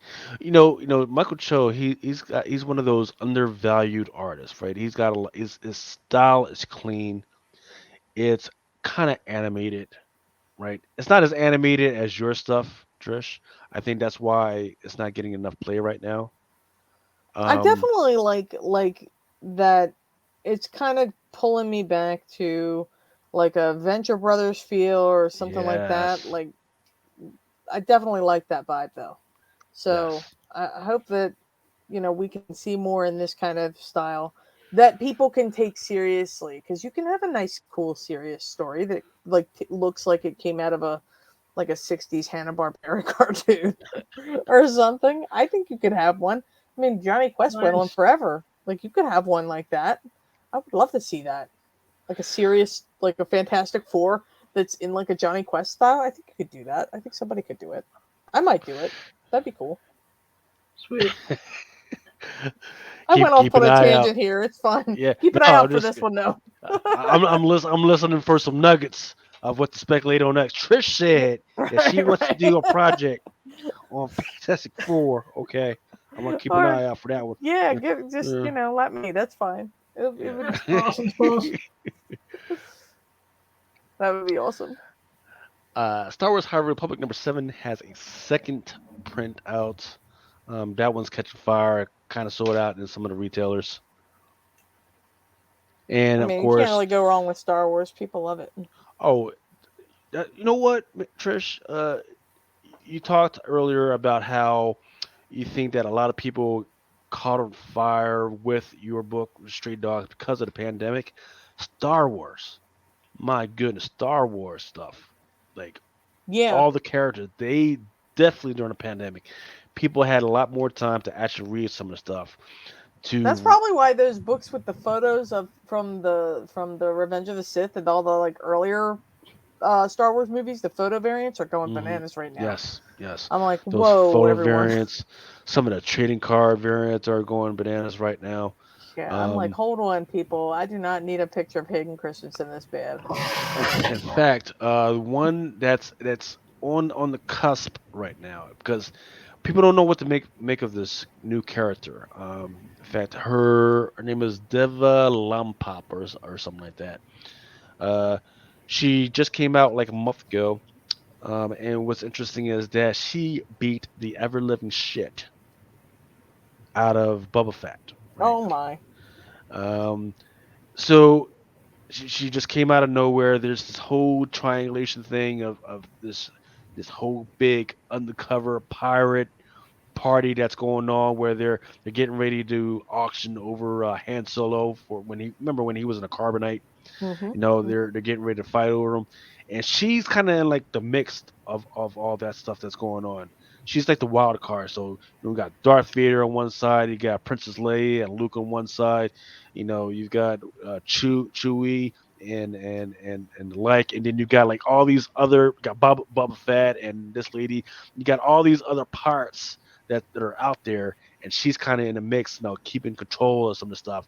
Boba Fett gets out of line, and she whoops his ass. So Damn. so they've established her as this force that's out there that I think people should probably keep an eye on. But I don't know. It's one of those weird things of people are not ready to accept her yet.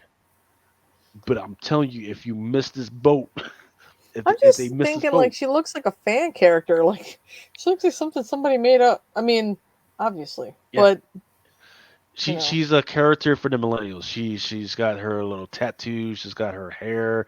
She likes to sip coffee and her little she's. spices. I could just see like she's drinking a pumpkin latte and then kicking somebody's ass off to Yeah, the side. absolutely. That's exactly what she's all about. She, I'm Heck with her. yeah, yeah, go on. Hell, I already like her. yeah. No, she just wants to be left alone so she can sit home and watch her stories. That's what That's she's right. all about. But then the only thing that gets her out of bed is that she's heavily in debt. Yeah, That's like that. I gotta go work for the man for a little while. Let me go kick So some something's ass. got to pay the bills. Yeah, Just gotta go that's whoop exactly it. Boba Fett's ass so she could pay a bill. And then the only other one, and I do not suggest people speculate on this one, but this one Deathzilla. They're trying to do a lot of stuff with Lady Death this year, but this one kind of sold out. Lady Death, Malevolent Decimation #1, Deathzilla Every time I Damage. see Lady Death, she always sells out. Every time I see a shop selling Lady Death, every time I see, like it's very rare I see her on the shelves, especially if it's like an incentive or like a ratio. Yeah, Always. it's one of those weird things because if you're a comic book shop, you only buy maybe like one or two, Hmm. and you're surprised as heck when that stuff sells out, right? Because you never have that one dude who's like, "Yeah, man, make sure no, you just leave it up there." And I guarantee you, what happens is some guy goes up there and he picks it off the shelf, but he doesn't want everybody to see this scandalous freaking cover, so he slips it in between two other books, and then he Is hands it that to the something between retailer. like a Spider-Man and a Superman? Yeah, he takes it up to the counter like, "Shh, don't announce this." Yeah, Like, Don't say nothing, dude. and then you make sure it's like close to the bottom, but not like because and you make sure you buy a stack because I guarantee you what happened is there's like a 20-year-old dude, right, and he's doing it, but he gets tired of going slow, so he's got to go quick. He's got to go hmm quick. So you, he won't even look at it. He'll just, bet in the pile. yeah, bet, Yep. just put it in the bag. But I pray that you don't get the talkative person behind the register in the comic shop that day. yeah, man. Or you don't Um, get like somebody raising an eyebrow at you, like, what? What are you doing with this, buddy? Hey, I want to give a shout out to Shaka King. I do believe I've seen you from the Drunken Thanks for hanging out. Chat crowd. He says I'm sure Hollywood will let the Chinese government know that they will not stand for the prohibition who are not manly enough. Yeah, so Trish, that's a response to what I was talking during the Drunken Chat. I brought that up. I don't know if you're tracking this, but the Chinese government has put a prohibition on TV series and movies that have main characters that are not manly enough. The Oh. feminine, effeminate guys, right? Oh. And once again, I would say, hey, Lucas, why are you bringing it up? Well, if you look at a lot of the trends from DC and Marvel, a lot of the new characters are either effeminate or they're going into the LGBT plus community, which that's great, right? Let's Mhm. get more diversity, let's get more representation. That's fine. Well, the way Hollywood is going right now, they're betting a lot on, hey, we need to get that Chinese money going. Well, if Chinese is going to reject some of the characters, the new characters that's going to become a problem. I was gonna say, So didn't they have problems with like Captain Marvel, and they had like problems with some other predominantly like female led movies? I knew they had a problem with Mulan. I thought that was like a huge problem for them. Because, she's a woman. right. Well, I mean, so I think they had a problem with some of the issues, right? Because some of them were countercultural. Oh yeah. And So right, so if you look at because like if you're like me and you watch a lot of the anime and a lot of the movies that are coming out of China, you they are all about female empowerment. They have no problem with that, but some of the stuff gets a little dicey when it's like, hey, this when it shows China in anything other than a good light. oh yeah. That, Well, I that's think that a that's where they lot of start to have countries feel that way. I think the US is the only one that's not allowed to feel that way. no, But that's fine, yeah, that's fine. Every once in a while you gotta have a mirror that shows you, hey, there's some issues with this and that. Hey, Virgil, China's not Virgil's having here. Shut up. it. China's not having it right now. So, Mm-mm. and they get to have that voice, with what is it, 62? No, it's got to be more than that. Is it or is it 1.6 billion? I I think think it's like one one point. I something think it may crazy be like the one. second number. Yeah, I think it's like 1.6 billion, something crazy like that. Whereas we're at like 360 million. They're at like 1. Yeah, they're at a crazy number. I want to give a shout out to Virgil Campbell. Thanks for hanging out with us tonight, He's man. hanging out from the Stray Dogs group on Facebook. What's up? Nice. Let's see. I need to refresh this because it doesn't look like it's refreshed.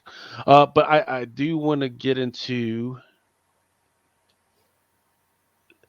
now. All right, so I'm going to play us out with the Big Ten. So another thing that we do here, Trish, is we try to give people the information of what books they should probably look out for. So that what we just did, that was the books that were hot this week, that are Mhm. the ones that are on the shelves. Now I'm going to get ready to go into, hey, this coming Monday or Sunday and Monday, what are the books that FOC. people should, yeah, FOC. What are the ones that people should go to the retailers? Hey, this book is coming out. Please put it in my pull box, or do Mhm. whatever you got to. I need it. Exactly. Now here's the thing that I want people to listen up about. This is the last week, or actually, this is going to be the first week that Marvel books are going to be under the Penguin Random House umbrella. Oh yeah, that's right. I forgot that was going on. Yeah, so this is very important. So that's gonna affect a lot of stuff. It's gonna affect shipping. It's gonna affect when the books come out. It's gonna affect when the FOC is coming out, right? So these are issues that we're not fully aware of what's going on and all that other stuff. I've received a few books, like few previews books, and the shipping seems like okay, but it's definitely something to keep an eye out for and get those orders in early, because Diamond, I can go to Diamond at any time. Like, hey man, freaking forgot to do this. Can you fix it for me? I don't know if we all had that relationship with Penguin Random House yet. That's the Is your issue. new comic book day going to move? Like, is it going to not be Tuesday anymore? Like, looks like DC books come on like Monday, and Right, you know, right. so is Yeah, Marvel yeah. books, are Marvel books going to come on like Thursday? I hope not, It's right? going to be like new comic book I week. hope not. That's So going to so drive right, retailers insane. so not to get away from, so the big issue that I had with Lunar, right, is that when they ship out the books, it's kind of uneven, right? Because with UCS and with Diamond, once again, it all comes in the same day. With UCS, at least it would come on a Monday. Hmm. But now Lunar, they ship my books out on like a Monday, Tuesday, and it doesn't arrive till Thursday. Ugh. The issue with that is, if I want to go to a con, my days to go out on cons is Thursday, Mm-hmm. Mm-hmm. right? I can't be waiting around the house when I'm supposed to be on a plane or freaking driving somewhere, waiting around for some DC books. Right. Right. So yeah, and at least Diamond, they charged you like $40 or whatever for early release, whatever. No, Luna doesn't give me that option, so we'll figure that out. And in Come on, fact, Lunar, get not your shit together. well, I mean, look, at least the shipping is nice. Yeah. Well, from what I can tell, I don't know, right? Because I can't go either way on that, because if more than half of the books for DC is card stock, it's Yeah, they kind of have hard to mess nicer. that They up. have like nicer covers. So Exactly. It may be yeah. like 5.99, and I believe some of the books coming out this week is like 9.99. Whoa. Nine But ninety nine yeah. for books, and then Is they there a have the little 100 nerve, page special? yeah, and then they have the nerve to have a 1 to 25 ratio. So I'm gonna order 25 of this $10 book just so that I could get one of this other thing. That's silly. it Bumbucklat. Star Wars Advance Ghost Vader's Castle number 3. It's got a cover B by Derek Charm, and the reason why I pulled this one out is because it says "Beware of the Bog Beast." I'm Oh, not wow. familiar, so I think this might be the first appearance of this Bog Beast character. And you're gonna like, hey, so what about a Bog Beast? Well, there's these. Once again, I've always talked about there's these Force users, right? So there's like Jedi, there's Sith, but there's like Force users. Those Force users, they're like above everybody else. They can use Force however they want. In fact, the last time there was only maybe one time where they were really pounding down into it, and that was like I forget the name of the animated cartoon. It was like Jedi Rebels or something like that. They have not quite yet made an appearance in any of the comics, so I don't think they'll make an appearance in this particular comic. But it's just something that we had to keep an eye out for whenever we're going through this stuff. But I do know that for this is going to be the first appearance of this particular bog beast, and it's going to be a 1 of 10 of this. Let's see. Do I have that? Yep, there we go. Uh-oh. Messed that one up. Let's see if I can get that. Do-do-do. There we go. There we go. So it's kind of a weird amalgam of it's got Darth Vader as the outline and then the bog beast is in the middle, and I don't know who that poor soul that's getting ready to get eaten is. Star Wars High Republic Adventures number 9 is a cover A by Harvey Talibo, and then cover B is by Megan Levins. It's kind of a beautiful Is that the cover, one by that the way. that's got Boba Fett? Now, Trish, are you a Star Wars fan at all, or are you just like, leave it or take I'm it? I'm I like Star Wars. Yeah, I mean I'm wearing a Darth Vader shirt. But yeah, I'm like a casual Star Wars fan. I will not get into debates with folk because that is a very slippery slope. People will people will get you. Uh, I'm just like I like Star Wars. Star Wars is the cool, right? You know. Now, Sucker Kings asked me, is FOC for Marvel still on Monday? Uh, it is. If you have, depending on what account you have, if you have a Penguin Random House account, it is Monday. But if you do not, if you just still have a Diamond account, it is Sunday. So it's going to be the same day as DC. This one is a number 1. Once again, I love playing out number 1s and hyping them up. Righteous Thirst for Vengeance number 1. There's a cover A by Rujo O'Halloran, and the reason why I pulled this one out because it kind of cracked me up because this guy kind of looks like this guy, Wong. and then there's a cover B Where he really looks like that guy, just with long hair. by Tula Lote. Tula Ah, Lote. Tula. Tula. And that one's a 1 in 25. The comic book women love Tula. Amazing Spider-Man number 75 is going to have a ridiculous number of covers. I think we only have like 2 or 3 of them. Is this a Gleason? The one that was up? Yes, ma'am. I Ah, do. And that better be. I would hate for somebody else to be stealing his ideas. right? I think he's the only one allowed to do Webhead anymore. Isn't it his stick? Yeah, that's like his shtick now. Like, hey, do a Webhead of this one. Like Carnage, the Carnage ones, and now it's this. But I think that looks cooler than the profile shot on the what was it 56 whatever that number was that went Oh, the bananas. 55? Yeah, 55. I like the cover that came out before that one, that where it was more like a forced perspective in the reflection of Spidey's like he was on a window or something and you could see like his face and it just looks so cool. Like I just think I like that more than the webhead. But this one looks better than the other webhead, so I'm good. Yeah. That's just And artistic style, artistic opinion. and then I think the one that people definitely will like would be the Enhyuk Lee.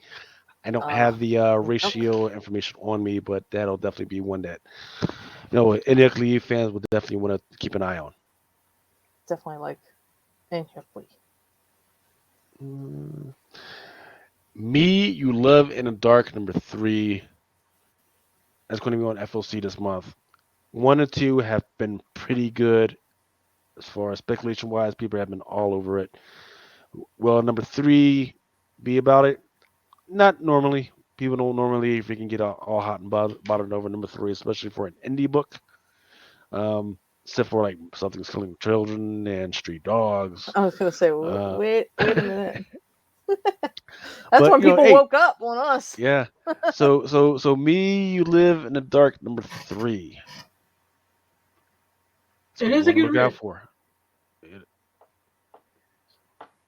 Yeah, So I I wouldn't bypass it. I wouldn't look. I bypass it. got the other two. I'm just gonna keep going until the trade comes out, and then I'll finally read them all when the trade comes out. Avengers Tech on number 3. Peach Momoko. Peach Momoko. Once again, she's been cold. She's been hot. Um, it's either you like her or you love her. I like this cover, Mhm. and this one's an open order.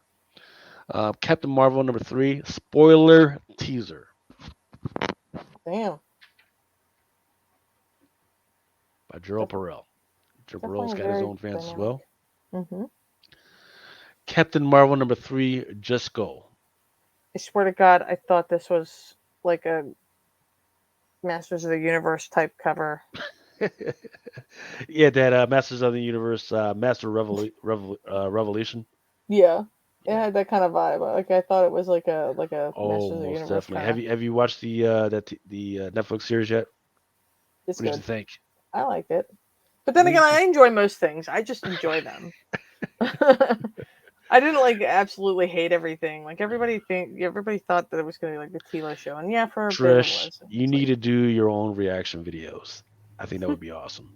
yeah, it's just gonna be like, I enjoyed it. I enjoy most things. Did Mikey like it? Yeah, Mikey likes it. Deadpool Black, White, and Blood number 3.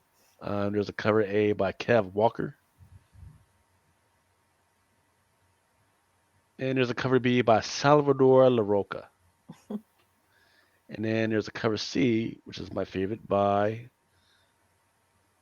fact, let me get this down here, by Stan Sakai. Stan Sakai, he's the one that's working on Usagi Yojimbo right now. Definitely good stuff, and I definitely love this one right here. Only thing is, it's a 1 to 25. Deadpool, Jimbo. So you're going to have to get something like 12 of the Kev Walker, 13 of the Salvador LaRocca, and then spin and then But roll the that dice on this one. is a 1 in 25, sir. Hmm. Which So means it's going to be pretty hard to come by, I think. yeah, definitely. I mean, I don't know anybody that's buying a lot of Deadpool, especially 25 of them. Yeah, I see people get like 12 here, maybe like 15, but 25. I don't know about that one. I don't know why it's doing that. Whee! Just throws that one at the bottom. Let's see. Let's go to. All right. Let's see. Death of. Actually, this is not that one. Okay, here we go. Symbiote or Symbiote Spider-Man Crossroads number 4. This is going to be an open order, 1 to 1.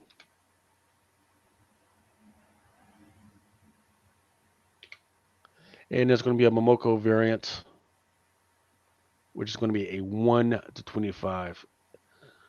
Once again, if you're a Momoko lover like I am, this one is absolutely freaking It's gorgeous. definitely one of her better ones. And what's interesting to me is even if you're not like I love the way she does her backgrounds.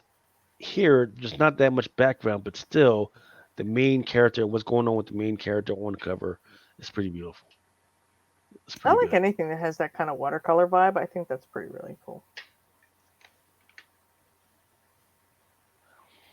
I don't know why I keep messing up the titles, but a Star Wars High Republic Trail of Shadows is coming out.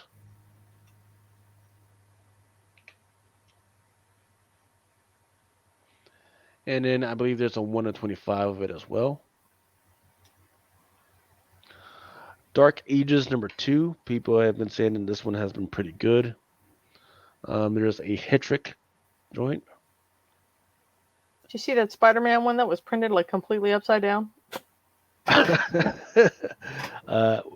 that the from Dark Ages number 1, or is that from Yeah, number 2? it was Yep. Dark Ages number 1. The Yeah. Spider-Man was completely upside down. Like because the right way up, the spine was on the wrong side, and you're like, what the hell happened here?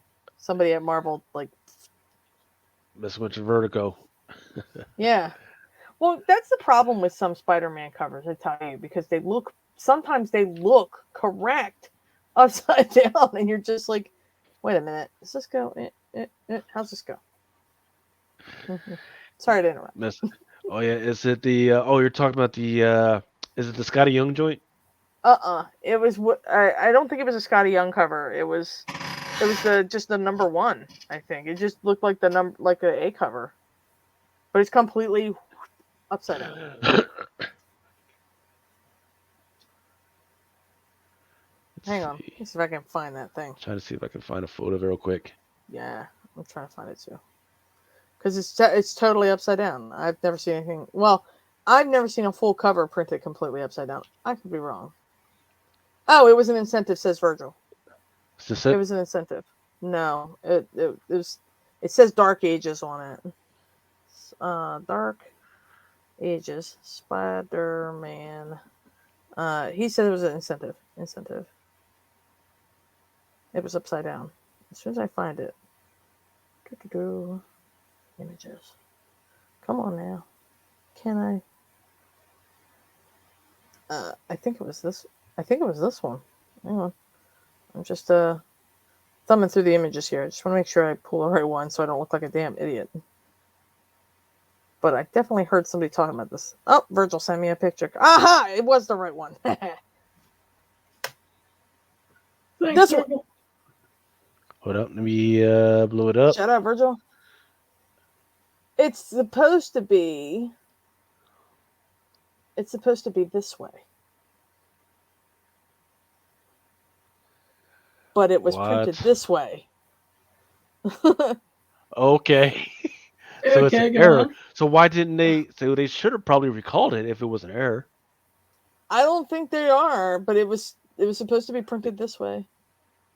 I don't know if it looks any better or worse. It looks fine. It looks maybe because it looks fine. Yeah, because it doesn't because when you flipped it over, I'm realizing that now you got it looks better. Like all the perspective looks different. Well, because now you got Wanda. She's running on the ceiling, and is that Ben Grimm and all those guys running on the ceiling? Yeah. Wow, I didn't even notice that. That's crazy. Yeah, I saw this on Comics Elite live stream last week when this came out. He said this whole thing was printed upside down, and he flipped the book over, and the spine was completely on the other side. And I was like, "Oh, that kind of sucks." Like that was embarrassing. Somebody's getting fired. Right? Who proofed this? Who approved this? But yeah, that's kind of. That means that person really doesn't know what the cover word. Now you got WandaVision and Ben Grimm running on the ceiling. Okay. Yeah. Wow. Let's see. There's a segment 125, and let's see. I've got it. Yeah, it looks bananas. Let's see. It looks cool for Cocoa Pops.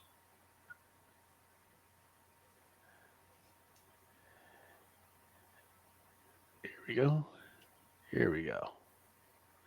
And then there's and I don't know who the artist is. This actually might be the segment, but it's like a weird steampunk Spider-Man thing going on because you can see like the little rivets along his costume right there. So I don't know what they're going for there.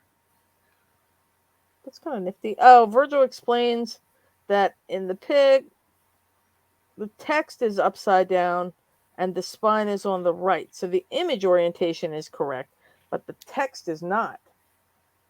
That's the version that he has with the spine on the wrong side. It should be this way. It should be this way. My bad. The text is wrong. But I still think the Spidey's upside down. So that's just me. Okay. Maybe. There is definitely something wrong with it. Yep. All right, and then it's late. I'm tired. Number one. And then number one, last one, and we're out of here. So Trish can go to bed because I just saw her I just saw her message having her girl where she wanted to go to bed so badly. Hellions, Well, I number still got work to 16. do. I ain't going to bed yet. I still got work to do. But we're good. Hey, I have absolutely no problem with people. I've had artists on with me, and they've been working while we're doing the interview and everything. Uh, Go back to work. yeah. It's fine. Hellions number 16. This is going to be the hot one, but the only thing is it's an open order, so I don't think anybody's going to leave this on the shelves or anything like that. But the Joe Jesco Marvel Masterpieces variant, and That's then awesome sauce. yeah, Psylocke. This is right down Blind Adam's perverted little alleyway, and that is The laugh, man. Got and it. that is it, man. So Trish, And Hellions is such a great book. If you're a fan of Mr. Sinister or that group of characters, it's the gem in the X-Men universe right now. yes, ma'am. So Trish, I want to thank you for hanging out with me and Blind Adam. This is your show, so I'll let you close this out. Me? Adam. Yeah, by all Adam? means, it would be an honor. Oh no, I had a great time. Your Where show. can our audience find you wrap 'em online? up. Oh yeah, you can find me online. I'm Twitter, Facebook, Instagram. It's all my name at Trish Forstner. Check me out there. We have a website, Stray Dogs Comic, I think. We just kind of give announcements. You can sign up for a mailing list there. We kind of do announcements every now and again when there's something important to say, like, "Hey, go buy our book," you know. And we have a group on Facebook, the Stray Dogs and Good Boy fan group. They do a lot of good, cool things for charity. So, whenever you have a book, we don't flip books there. A lot of people like to trade on. A lot of people like to, hook each other up with where they find the exclusives. We do waffles and raffles and all kinds of business on there. And a lot of the proceeds go towards charities, dog charities or groups that support animals. Virgil, big supporter, huge group. So I think it's over 700 members now. Thank you for coming on. I thank you for the friendship. And, everyone please go pick the Stray Dogs trade on September 15th. I want to remind everyone that you don't need sight to have a vision. It's not what happens, it's what you do about it. I love you all. I want to thank the Comic Bug and Bird City Comics and Big Apple Comic Con for sponsoring the podcast. I love you all. Blind Adam out. All right. Yep. See y'all at Drunken Chat. See ya. Viewer discretion is advised.